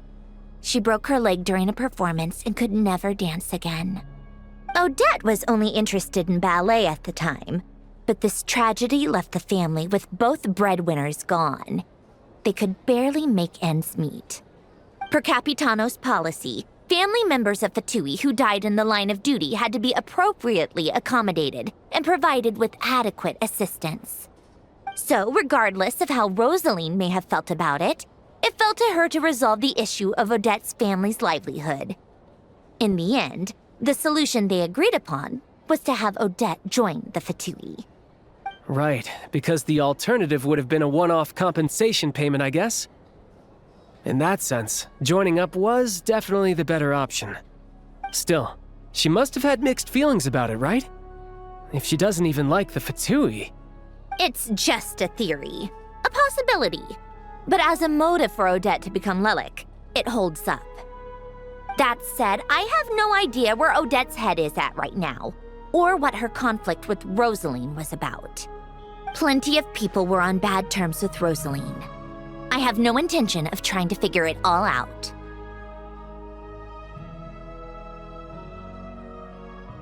Yes, but there's not much point in discussing that now.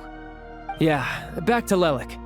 Since our investigations so far have turned up next to nothing, we've got nothing to lose by trying a new angle. Funnily enough, Tonya and I had actually made plans to go to the theater tomorrow to watch Odette's rehearsal.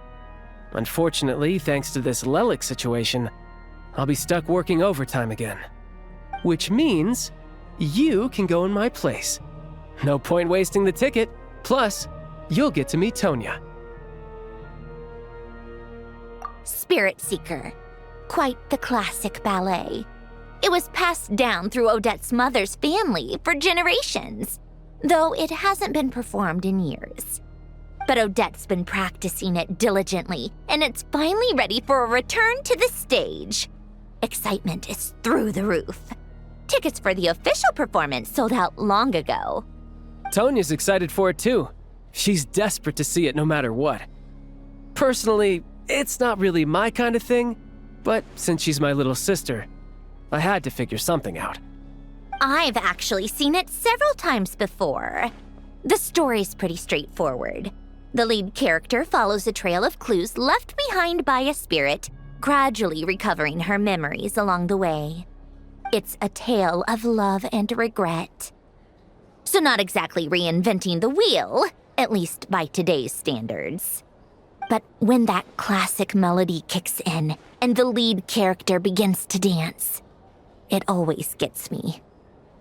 It really is beautiful. Not an easy dance to do justice to, though.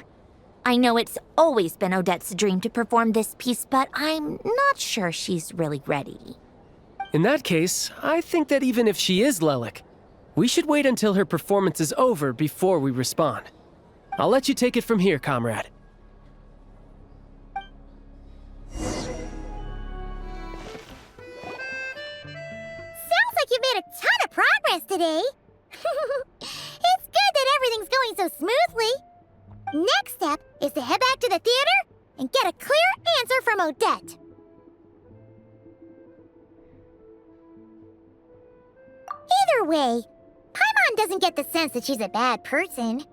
Sure, she might have done some pretty extreme things, but Paimon bet she has her reasons. Maybe this is going too far, but with everything she's managed to do so far, wouldn't it make more sense in theory to be even more, heavy-handed? Why leave a letter when she could, we know there are plenty of other ways to keep people in line, right? The point is, she could have gone further, but she didn't. So, if it is her, she's got some principles at least. Yeah! Well, all you can do is follow the facts wherever they lead. No change, really. But that thing Paimon told you about yesterday? Paimon feels like she can sense it more clearly now. Hearing you talk about your day makes Paimon itch for an adventure. If only she could be there with you so we could experience it all together. Yeah, I wish you could be there too. I'm not used to adventuring alone. But don't worry, we'll get to the bottom of this. Guess it's just one of those things. Never mind. Paimon will behave herself and keep resting.